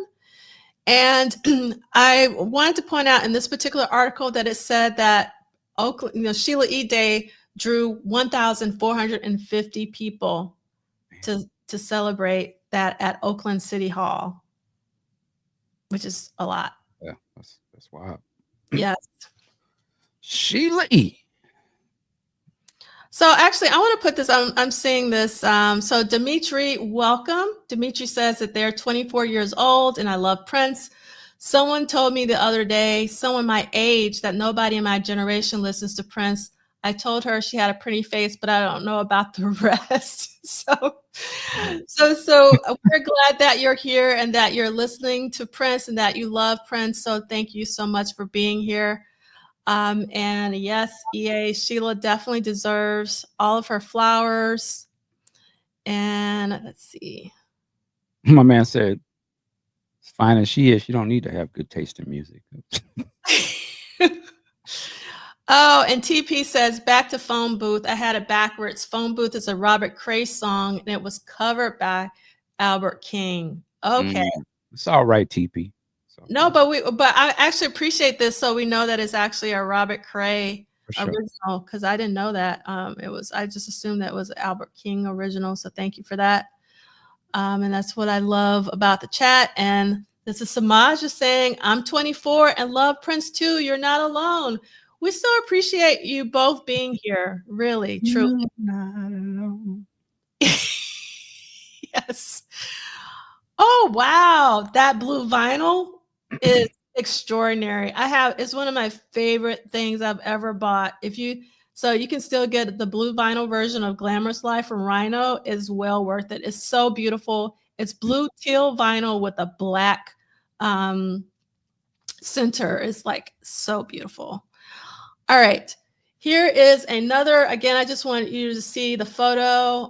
This is from the same article here, but this is the article, and you see someone holding up. It's not the best photo from the newspaper, but you can see them holding up Sheila's like either a poster or I think it's a poster. It might be the 12-inch because it might be, I can't tell. I think that person looks like they might be a teenager or something. So, or maybe even younger than that. So it might be the 12-inch because, that's on the back of the Glamorous Life. And you can see somebody holding up somebody like their relative so that they can see Sheila. And so I just really love this photo. I wish it could be a little clearer, but that's newspapers for you. And I think this might be the last thing about this, but I think this is interesting. So the E's have it. Following the celebration of Sheila E. Day at Oakland City Hall Thursday, the Escovedo family, minus Sheila, who had a headache, repaired to Larry Blake's downtown for a gala champagne lunch. And One table guest revealed that Prince gave the Escovedo family 500 free tickets. Damn. Cow Palace concerts this week. A royal gesture for sure. That's a lot of tickets. Tickets. That's a lot of tickets. Wow. Welcome, Lisa. You're never late. Thank you so much for being here. Lisa? But she's wishing us life and health. And so, Okay. This time. Yes. Okay. I'm not reading this either, but this whole article is about Sheila E. makes timbales hot. So if you're into your percussion and you want to read about Sheila and the timbales, make sure that you go to our website and look at the slideshows down at the bottom, and you can read about Sheila E. and timbales in general. I thought it was great that I found an article just about Sheila and timbales, so I had to put it in there, even though we're not going to read it. Okay, Michael Dean, let's read about the Grammy Awards. I think it's kind of short. It is February 26th. All right. Sit back in my chair, get this in. Grammy Awards ceremony. Is it Shrine Auditorium, Los Angeles, California? Knows how to party. All right.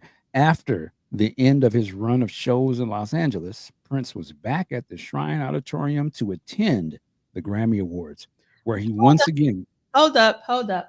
I don't know why, but we skipped Monday. I don't know how to do that. I skipped Monday. America, yeah.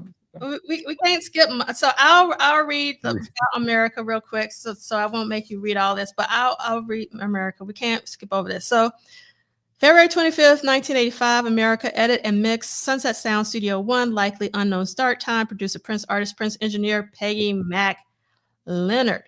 Sunset Sound was still Prince's home, but like a child going off to college, Prince had noticeably changed after he returned. In the past, it was common for him to show up at any time at the studio and expect people to be ready. Sunset Sound employee Paul Levy remembers Prince's urgency during that period. Sometimes he could do a show. He would come in around 11 or 12 at night with his stage clothes on, and he went into the studio as fast as he could before he forgot something. That's what the guy was all about. He had so much stuff coming out of his head. He was sort of afraid of losing a great idea or some tune or something. When he got out of the car, he'd run into the studio because he was still probably pumped up, I've got some ideas, meaning that this is what Prince would say. And Prince's relationship with engineers like Peggy Mac became strained. Being constantly on call and expected to be ready was draining on every level, and rest was a language that he didn't understand. He told me the only reason he did go home was because he knew I had to sleep. I was like, really? Recalled Peggy. When you work with people who are that creative, you realize that they're processing. This is what they need, and they need it now. I honored that as much as I could. I don't want to hear any excuses, just get it done.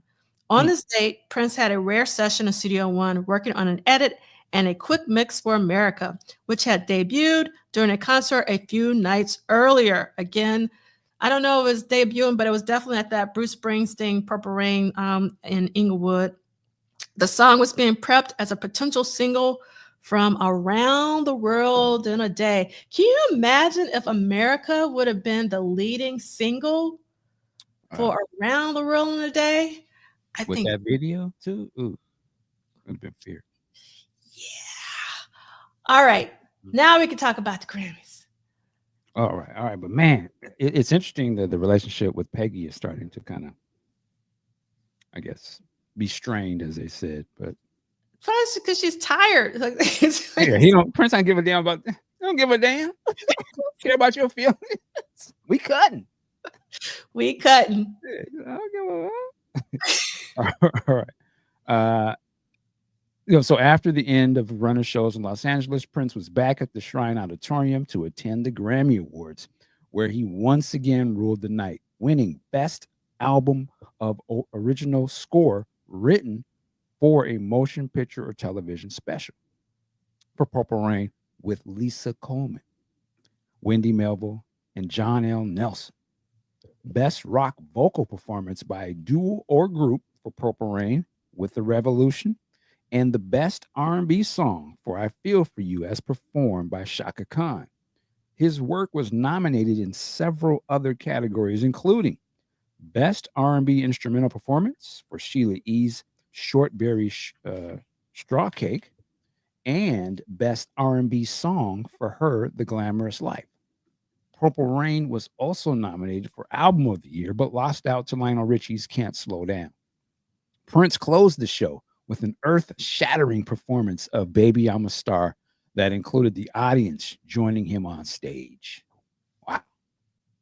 Do you remember when my favorite moment is when Grace Jones came up on the stage? Do you remember when she remember that? No. Yeah, Really? she had like this fur thing and she had on like a hat and she almost like knocked over people. I don't remember that. She was like twirling around.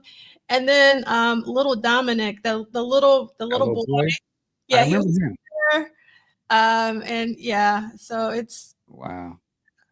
Yeah, that was I remember watching that on TV that night. I was blown away. I was like, my God, like, what is? And of course, videotaping it. Yeah, incredible.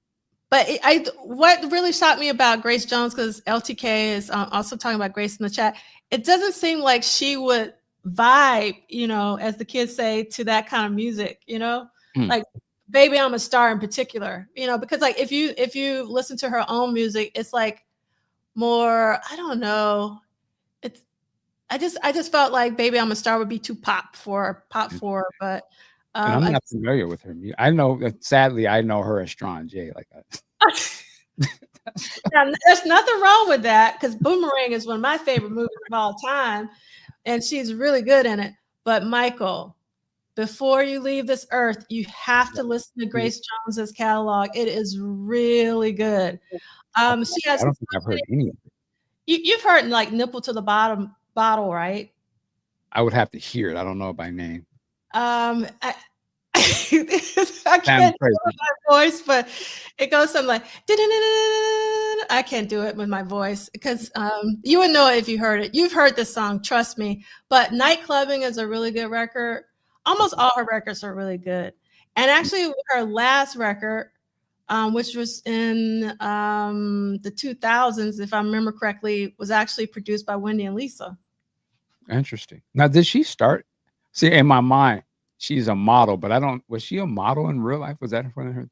Well, she acted, like she's like in Conan the Barbarian, and I remember that. Yeah. Is that how she came up? She was an actress first?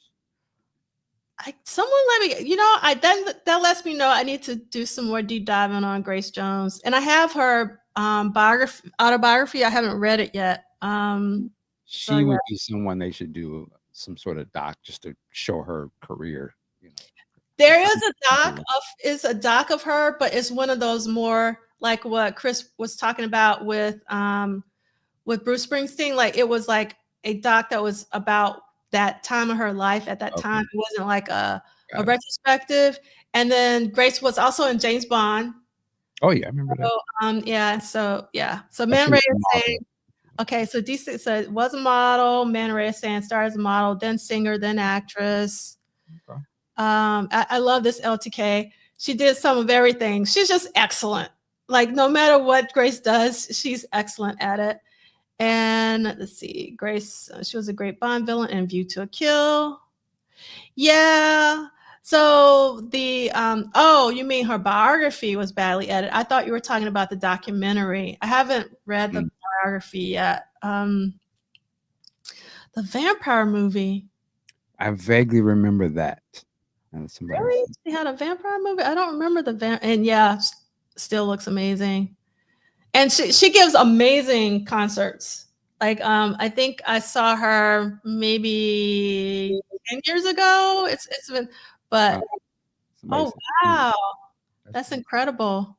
Vamp, yes, I've seen that movie. It's crazy. I don't think I've seen Vamp. I've heard. What she could? If they was dope, they would have her like a cameo in like the next Black Panther or something. She would be really good in that. Yeah, Wakanda forever. All right, so let's look at some Grammy stuff. So this is a backstage pass for the 27th annual Grammy Awards. This is a program. This is so 80s, this cover. Straight out of the 80s. For those of you who don't know what the 80s aesthetic was, especially design-wise, this is very 80s. Like the script font and the gradient and the paint splatter.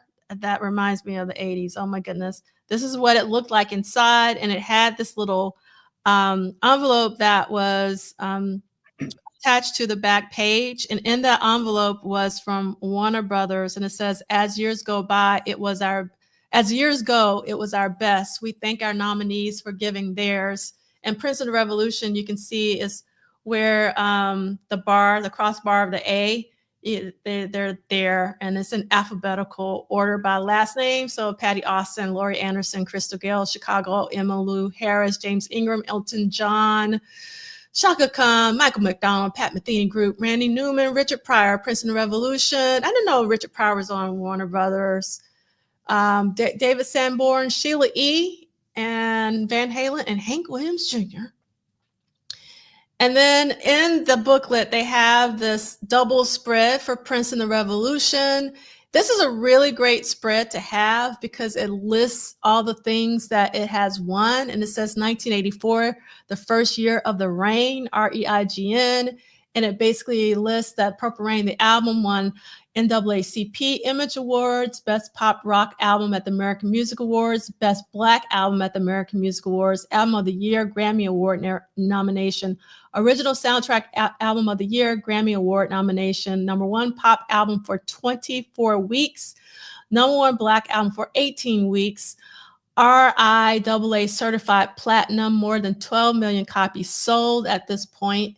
In 1985, When Doves Cry, the single Song of the Year, NAACP Image Award, Best Black Single, American Music Awards, #1 Pop Single for 5 weeks, #1 Black Single for 8 weeks, #1 Dance Single for 6 weeks, RIAA Certified Platinum, more than 3 billion copies sold of the When Doves Cry single. So it's actually 3 million copies sold of When Doves Cry.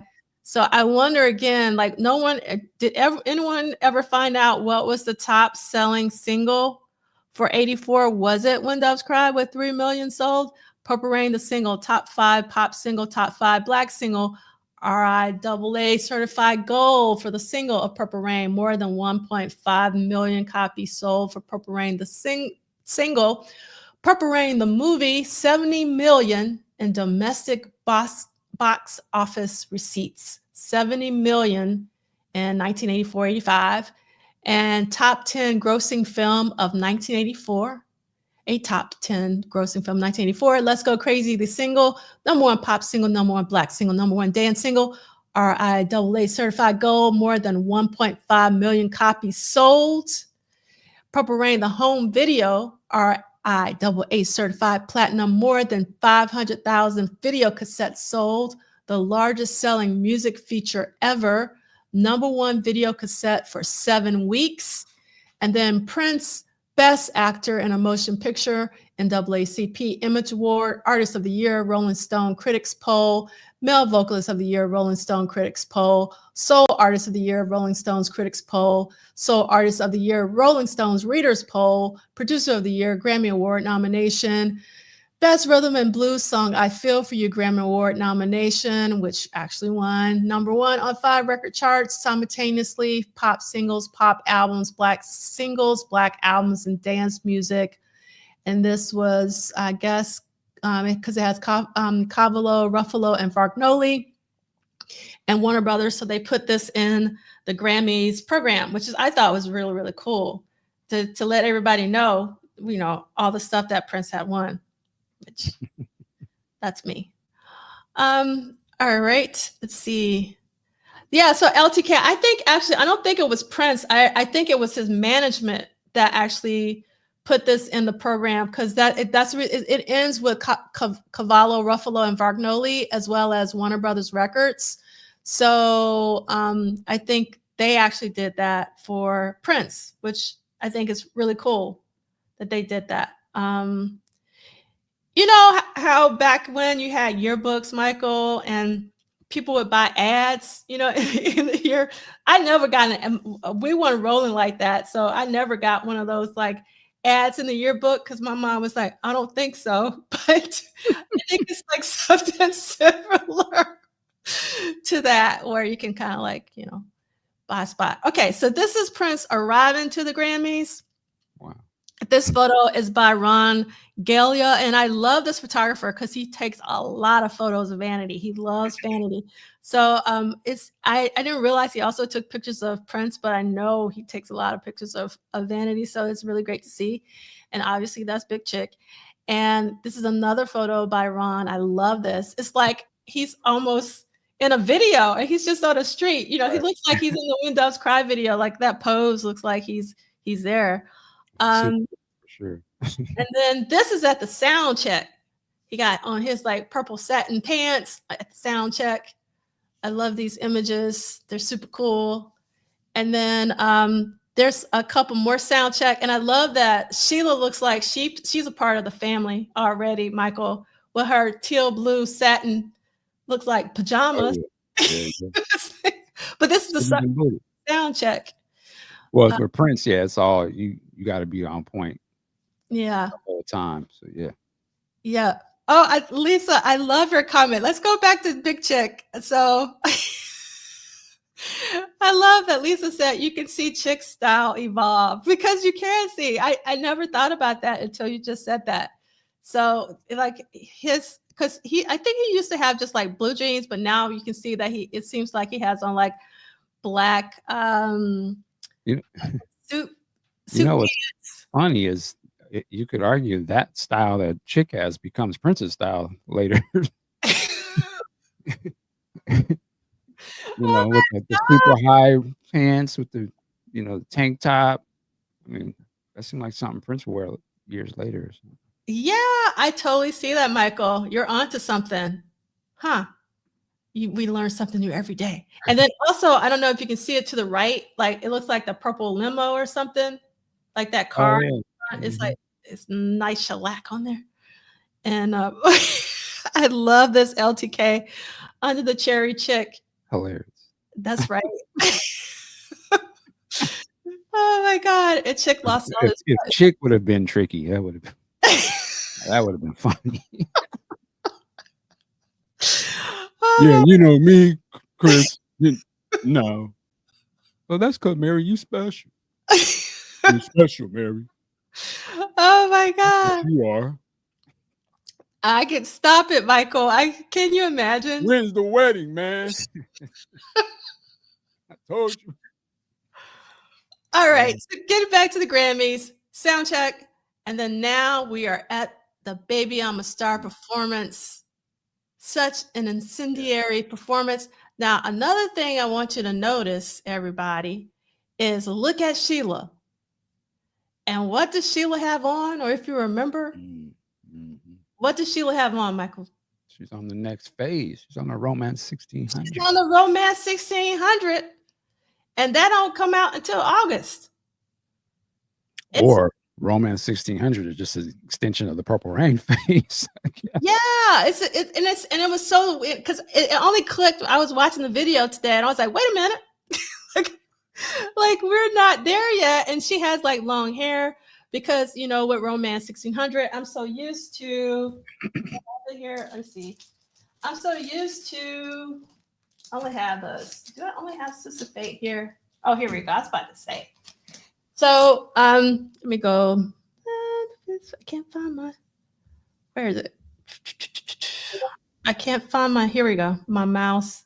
I got lost from it. So this is what, so Sheila at the Grammys, if you watch that video, which is in the accompanying playlist, she has on this outfit, which is the Romance 1600 outfit. And that's when she had cut off all her hair, back on one's, all of that. So it's so weird seeing her with her glamorous life hair and the Romance 1600 outfit. So multiple timelines, always Prince is working with. Here's some more photos. Let's see, got too much going on. Love this photo. It's a very Prince expression. And with have like a little bear or something toy behind. Yeah, I think it's actually on. It's on one of the microphone stands. It's not on him, but it's attached to one of the microphone stands because And let's see. Love this one. Like the color and this is probably when he's going, "Do you want some more?" Kind of thing. That's what I hear when I look at this one. And love this one. You can see the Gosh, detail. I really wish they had like some super like detailed video of this. Like I would love to see this like pristine quality video. Yes. I was thinking about that today, Michael, when I was watching the video, because it's like somebody's, bootleg version. And Mhm. like that really deserves 4K treatment. Yeah, absolutely. I'm sure they shot it on 35 millimeter, I would think, at that time. I could be wrong. But it would be great to have a pristine copy of that, as well as the American Music Awards performance. Mhm. Yeah. Yeah, where's my video fans, in the Princeton? Y'all, this is something y'all could do because I be seeing that they got the Michael, they be having the 4K up, the fans do it of Oh, all the performances they be having on YouTube. So man, where's our Prince people that's in that game, man? We need these classic shows upscaled. Do you we imagine? definitely do, for sure. Here's another one, and you can see one in the background with his congas. And Mm. there you go, Michael. You can see the little monkey. Oh, there it is. Yeah. So funny. Yeah. And then you can see Prince's scarf on the ground to the left Mm. that he had on when he came out. And let's see. It's another photo. And again, we talked about this last week, but it always just kills me to know that this is the 1999 stage with the 1999 kick drum, and it's also the controversy stage. And so just like I get so much comfort from seeing that like metal work on the stage because it was with us for a long time in real time. And love this one. This is when Jerome is out and they're doing the dance. Yes. Yeah, with the glasses. The classes. That's right. Okay. So this is an ad, and I don't know where it's from. So if anybody knows where this ad came from, please let me know because it lists all of the Cacao Palace dates. And so, we have Wednesday, Thursday, Friday, Sunday, Monday, Tuesday in the Cow Palace. And Michael, you got to look at this photo. So these are folks waiting to buy tickets for Jeez, the Daly City shows. that looks crazy. This is just to buy tickets for the Daly City shows. I love this photograph. And again, for people who did not experience this in real time, this to me is like one of the most important photos you can actually see. This is what we had to do in order to get tickets. And do you see how they're trying to get in that door? That's wild. You don't see something. Well, the only time you see something like this now maybe would be like, I guess, tennis shoes sales or something. But for Yeah. artists, this is how the artists had the effect. But I mean, obviously, they didn't have. You can only get the tickets this way, but people had to actually come out and buy the stuff. Like, or you had to come out and buy the record. You had to come out and buy the ticket. Like, you had to actually go outside, and stand in line. Yeah, that's crazy. So, Michael, do you spot the boombox? No, I do now. Yes.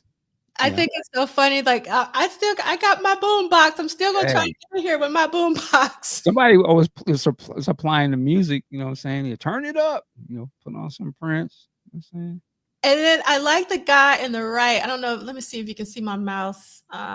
You can't really see my mouse, but there's a guy to the right, kind of in the middle with the hood on, and he's looking like these folks are crazy. I'm not going in there.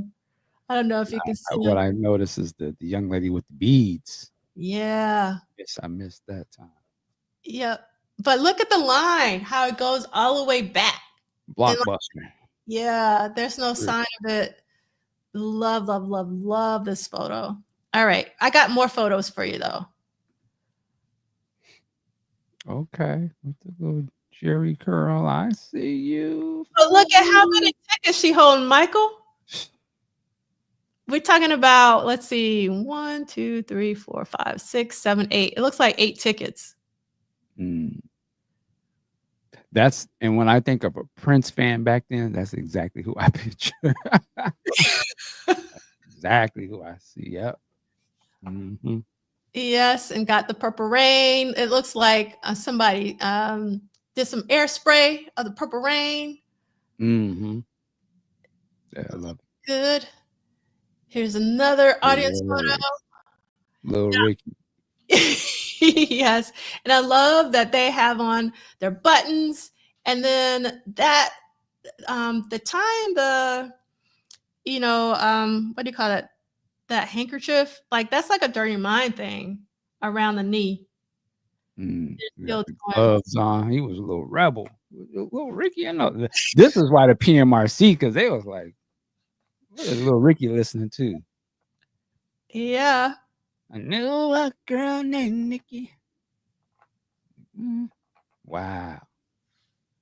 Yeah, this is on the West Coast, isn't this? Right? Yeah. Yeah. Yeah, it's West Coast. Goes all the way. I love this. My man suited and booted. From the barrio, I feel you. Yeah. All right. So we're gonna read about.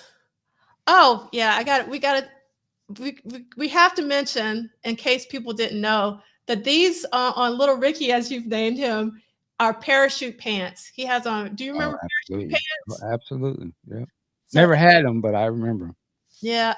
My mom wasn't going for it. And it looks like he has on Vans, but I could be wrong, and it might be like different. But yeah. All right. So, Michael, if you don't mind reading about February 27th, which should be the first Daly City show. Yeah. Venue, Cal Palace, Daly City, California. Capacity 13,083. Sold out. The first of another run of sold out shows. Tickets for all 6 Cal Palace concerts were gone within a day. Wow. 6 shows? Wow. And there's 13,000 each. What? That's crazy. So within a day. During the sound check before the show, Prince ran the band through a number of tracks, including Erotic City, Let's Go Crazy, Delirious, and the unreleased Jerk Out. Jerk Out. Jerking everything. Oh, I love me some Jerk Out. Talking about another timeline now. Right. Despite the band being on tour for almost 4 months, Prince was still working on improving the performances. He was always saying, "What are you doing with your other hand?" There was a lot of choreography of the back row for me and Matt and Lisa, certainly more than any other back line. And so we weren't exempt, explained Bobby. Every move, every bar, every measure had some kind of visual or musical element. You know what was really crazy? And I only recently, maybe within the past 10 years, realized that for the Purple Rain tour, Bobby Z was pretty much standing up, playing the drums and doing all the choreography. So yeah, it's crazy. So yes, talking about Pandemonium, which is one of my favorite. It's actually my favorite time record as a whole. Yes. Wow. I love Pandemonium. Oh my God. Yes. I also can't believe Jerk Out was around there early. Morris Day's Fishnet sounds a lot like it. Indeed. I agree. All right. So let's see what's next. This is a ticket from the first Cal Palace show, February 27th. Love the carpet that it's on. And then I see you do. That's right. I'm gonna put that up there because that's right. Pandemonium #1. That's what I'm talking about, Duke. I don't agree with you, Duke, but I see you. So, Love Sexy. This is a really good question, and Scott Woods always tells me that I should not get into taste arguments. Now, my favorite time song of all time is on. My first and second time songs of all time are on What Time Is It? Time It Is. That time is it. I'm getting tongue tied. 777-9311. Yes, because I've been up. I'm up on time tied. Time tied. Yes. 777-9311 is my favorite time song, if not one of my favorite Prince songs for the guitar solo alone. But it's just a brilliant, brilliant song. It never gets old. My second favorite time song is I Don't Want to Leave You. So that's also on What Time Is It? But in terms of playing it from start to finish, Pandemonium is the one. So that's how it goes in my world. That's right. I Don't Want to Leave You. That's right, Vanessa. Yes, Duke. So Duke's with me. Skillet, Blondie, Chocolata. That's right. Uh-huh. Okay. Michael's being quiet. I know what that means. Oh, yeah, I'm just listening. We gotta give Pandemonium love. Pandemonium is fire. I'm not disagreeing on that. Yeah, that's right. Got some joints on it. Okay. Oh my God. Is it really 2 p.m.? Oh, okay. All right. So let's get this popping. So Cow Palace staff welcomes Purple Rain tour. So this is a button.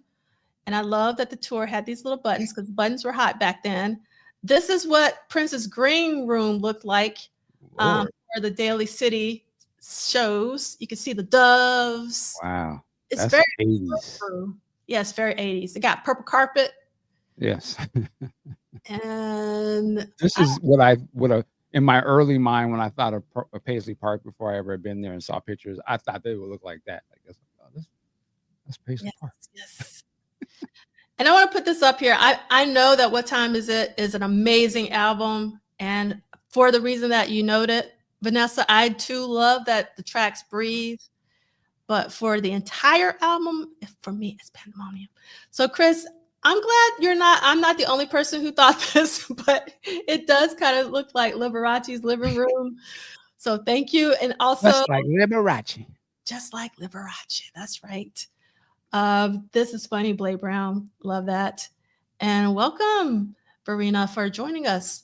Man, Verena, I thought that was David Bowie there for a second in the picture.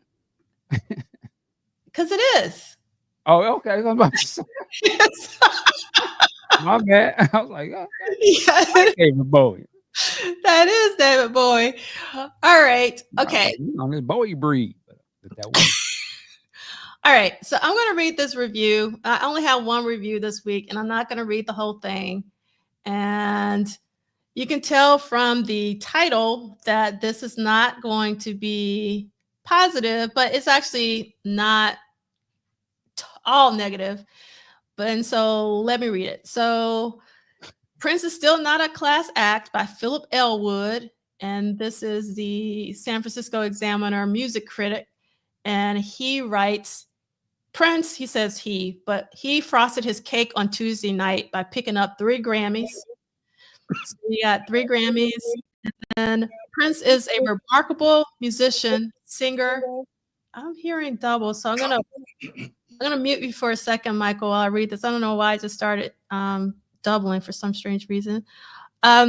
So although I'm fully aware, let me go back. Prince is a remarkable musician, singer, and composer, and as agile on stage as anyone I've seen. He still has a long way to go, however, before becoming a class act entertainer. So I want to read this again because I know some of you guys get upset sometimes when I read these reviews. This critic does say Prince is a remarkable musician, singer, and composer, and is as agile on stage as anyone I've seen. But then he says he still has a long way to go as a class act entertainer. Although I'm fully aware that the 23-year-old Prince is not aiming his songs at an aging white critic who is old enough to be his father, I've got good ears and can tell a brash, incompetent performer when I see and hear one. Prince's show last night dragged badly. The sound was too loud. This isn't the first time that Prince's show has been criticized for the decibel level, making the lyrics generally unintelligible. His costume changes, 5 I think, bog down the pace. Most of his songs are all lyric and rhythm with little melody or harmony. They therefore become monotonous. Prince leans heavily on his image as the sexiest guy around. When he dances and moves slickly about the stage, he is sexy. When he sings suggestive, naughty, or even scorching lyrics, he is equally provocative. But when he gets into windblown, sexy, rhetorical philosophizing, or when he uses his mic as a phallus or squirts liquid from a guitar neck, then he's just getting dirty and blowing his act. The stage of Prince at the Cow Palace is clever and functional. He can leap about, sing and dance high atop speaker cabinets, slide down a fire hose pole, move around the backstage on an elevated walkway, and enjoy the benefit of lots of light and experimental sound. On occasion, the sound becomes quadraphonic, or maybe it's octophonic. Whatever, when it's well balanced, the sound is excellent. These are moments when I wish Big Sexy was here so he could explain to us what quadraphonic and octophonic sound is, because I don't know. The show begins with Prince announcing, we know how he shows up, starts all these shows. So I'm going to skip that and go to the end here where he writes, he rolled around the stage, did bumps and grinds, took a bath with plastic water, and behaved occasionally like Michael Jackson, Mick Jagger, and Charlie Chaplin. His falsetto high tenor soprano is particularly effective, but so is his lower register.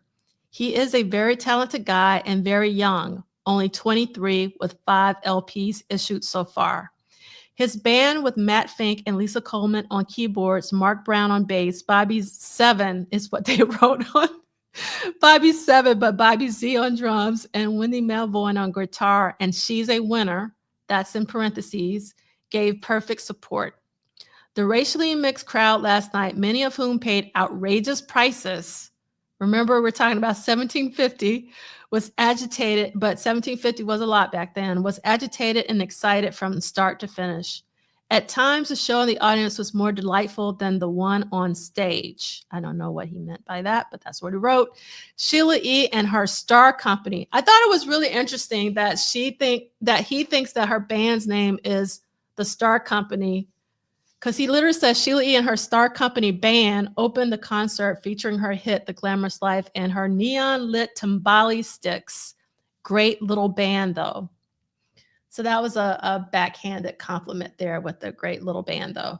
So that is one of the reviews for the first night in San Francisco, from the San Francisco Examiner. All right, so Michael, do you mind reading this? It's super short, February 28th. It's just one sentence, actually.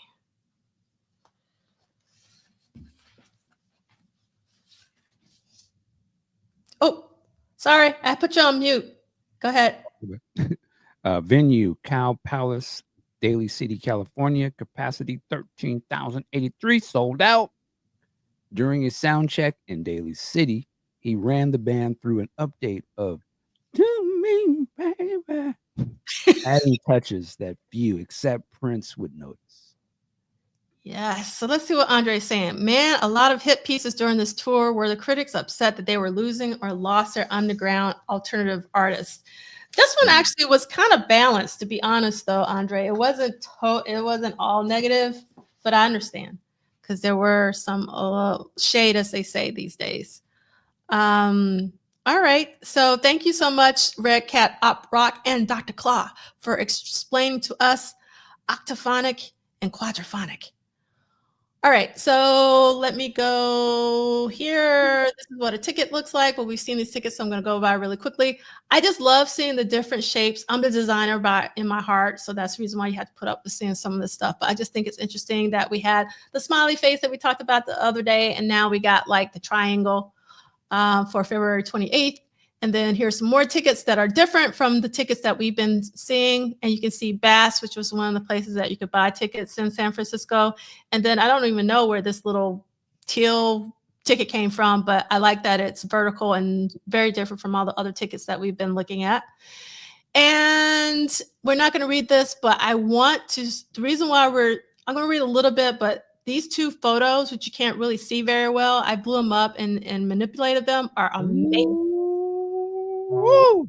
That's what I'm talking I about. remember them Prince fans. Yeah. I really wish I had a clean photo of this. If anybody has this actual photo, you'd be my best friend if you would share it. But Prince fans from left: Stacy Lynch, Nan Grayson, Catherine Karina, and Gigi Richmond. Mm-hmm. I love this. They look like the Mary Jane girls. And it was a vibe back then. Yeah, it was a vibe. And I adore this photo of Prince, which was taken by the Tribune's photographer, Bill Nolan.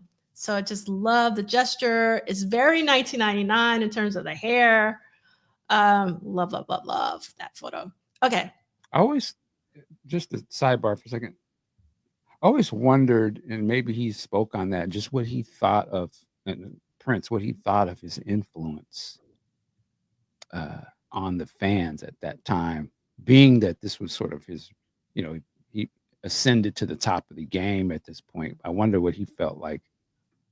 I wonder, did he ever talk about looking back or how he influenced people, the kids that were looking up to him? Because that's like, man, it just really shows the influence of an artist can have. We saw the people that were lined up coming to the show. It's just a powerful thing how music and iconic sort of looks and things have an influence on the audience, that they dress like you and want to be a part of that and believe in what you're talking about. It's just interesting. Something to think about. I think I can tell you from my own personal perspective, while I didn't dress like that, because one, my mom would have never let me out of the house. Right. And I wouldn't have done it anyway, even though, I know some people would, put, clothes in backpacks and change. I would never do that. But for me, Prince was always about taking me to another world. And so, like, I think by, trying to dress like you wanted to be in Purple World, you wanted to be in Prince World, and that kind of got you a little bit closer to it. And obviously people get to Uptown or Paisley Park and, what in ways that work for them. And fashion is definitely one of those ways. So it would be interesting. Michael, one of my main regrets is that Prince did not finish his autobiography. Mm-hmm. I wish he could have done that. I think we would have gotten a lot more insight. Yeah, that would have been interesting. For sure. All right. So where are we? Let's see. This is a long article. I'll read it next time. And so here's some photos from Daly City. And I just have 3 photos. I kept them short. Again, you see the bass drum with the spotlight. It's one of my favorite things ever, is that bass drum with spotlight.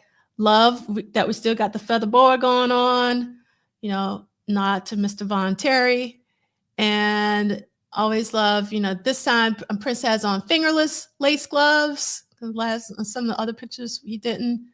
I love this image. It looks so like painterly. I don't know who did this photo, so if anybody knows who the photographer is, that'd be great. But I love it when he sometimes is kind of very Hendrix in terms of, the scarf and the hair. And I love this photograph, just the color and the gesture. Really, really pretty. Beautiful. That's like one of his iconic kind of looks. The ruffled shirt, the pants. That's like and then the flower. That's such a iconic Prince imagery. One of them. Yeah, one of them. Yeah, for sure. Love it.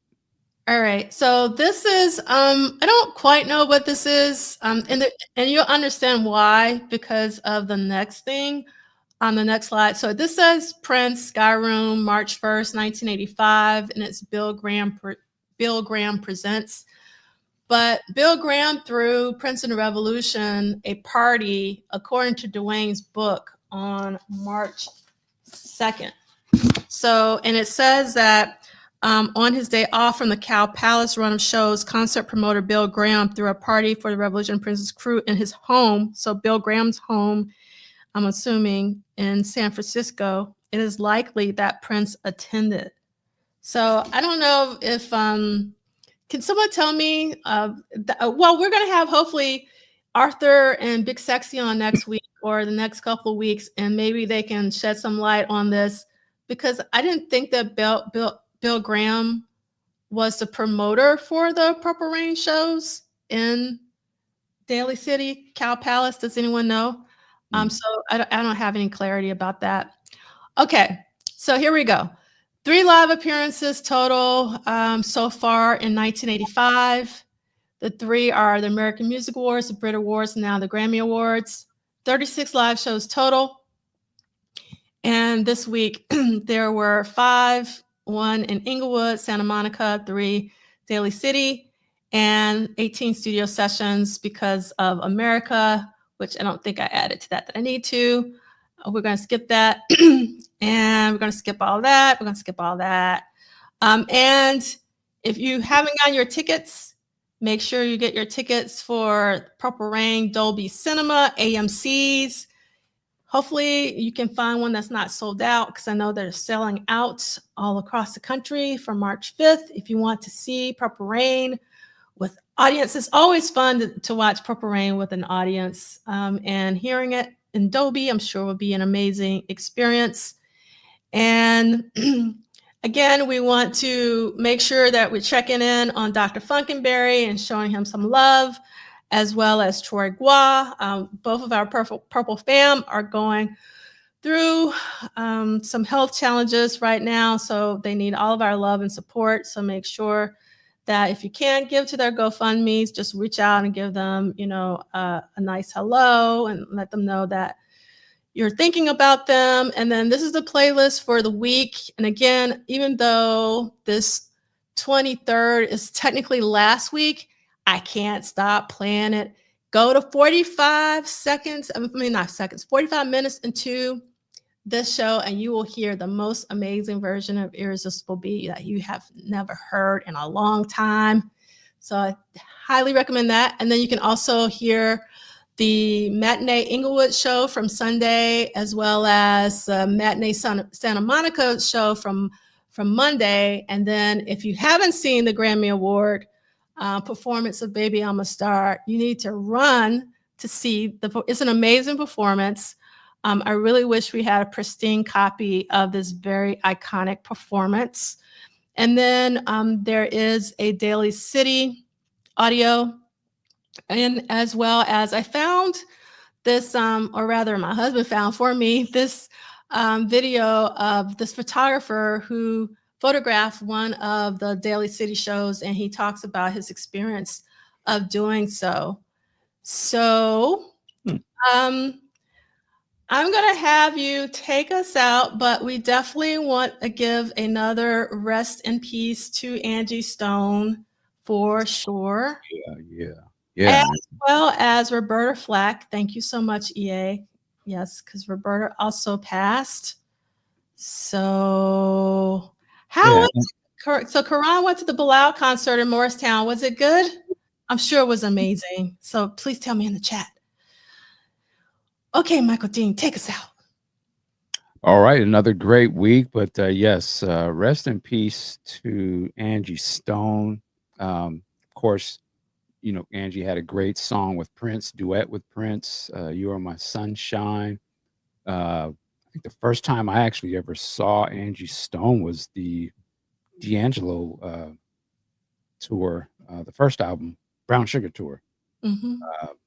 Man, phenomenal talent. But, Angie Stone was from Sequence.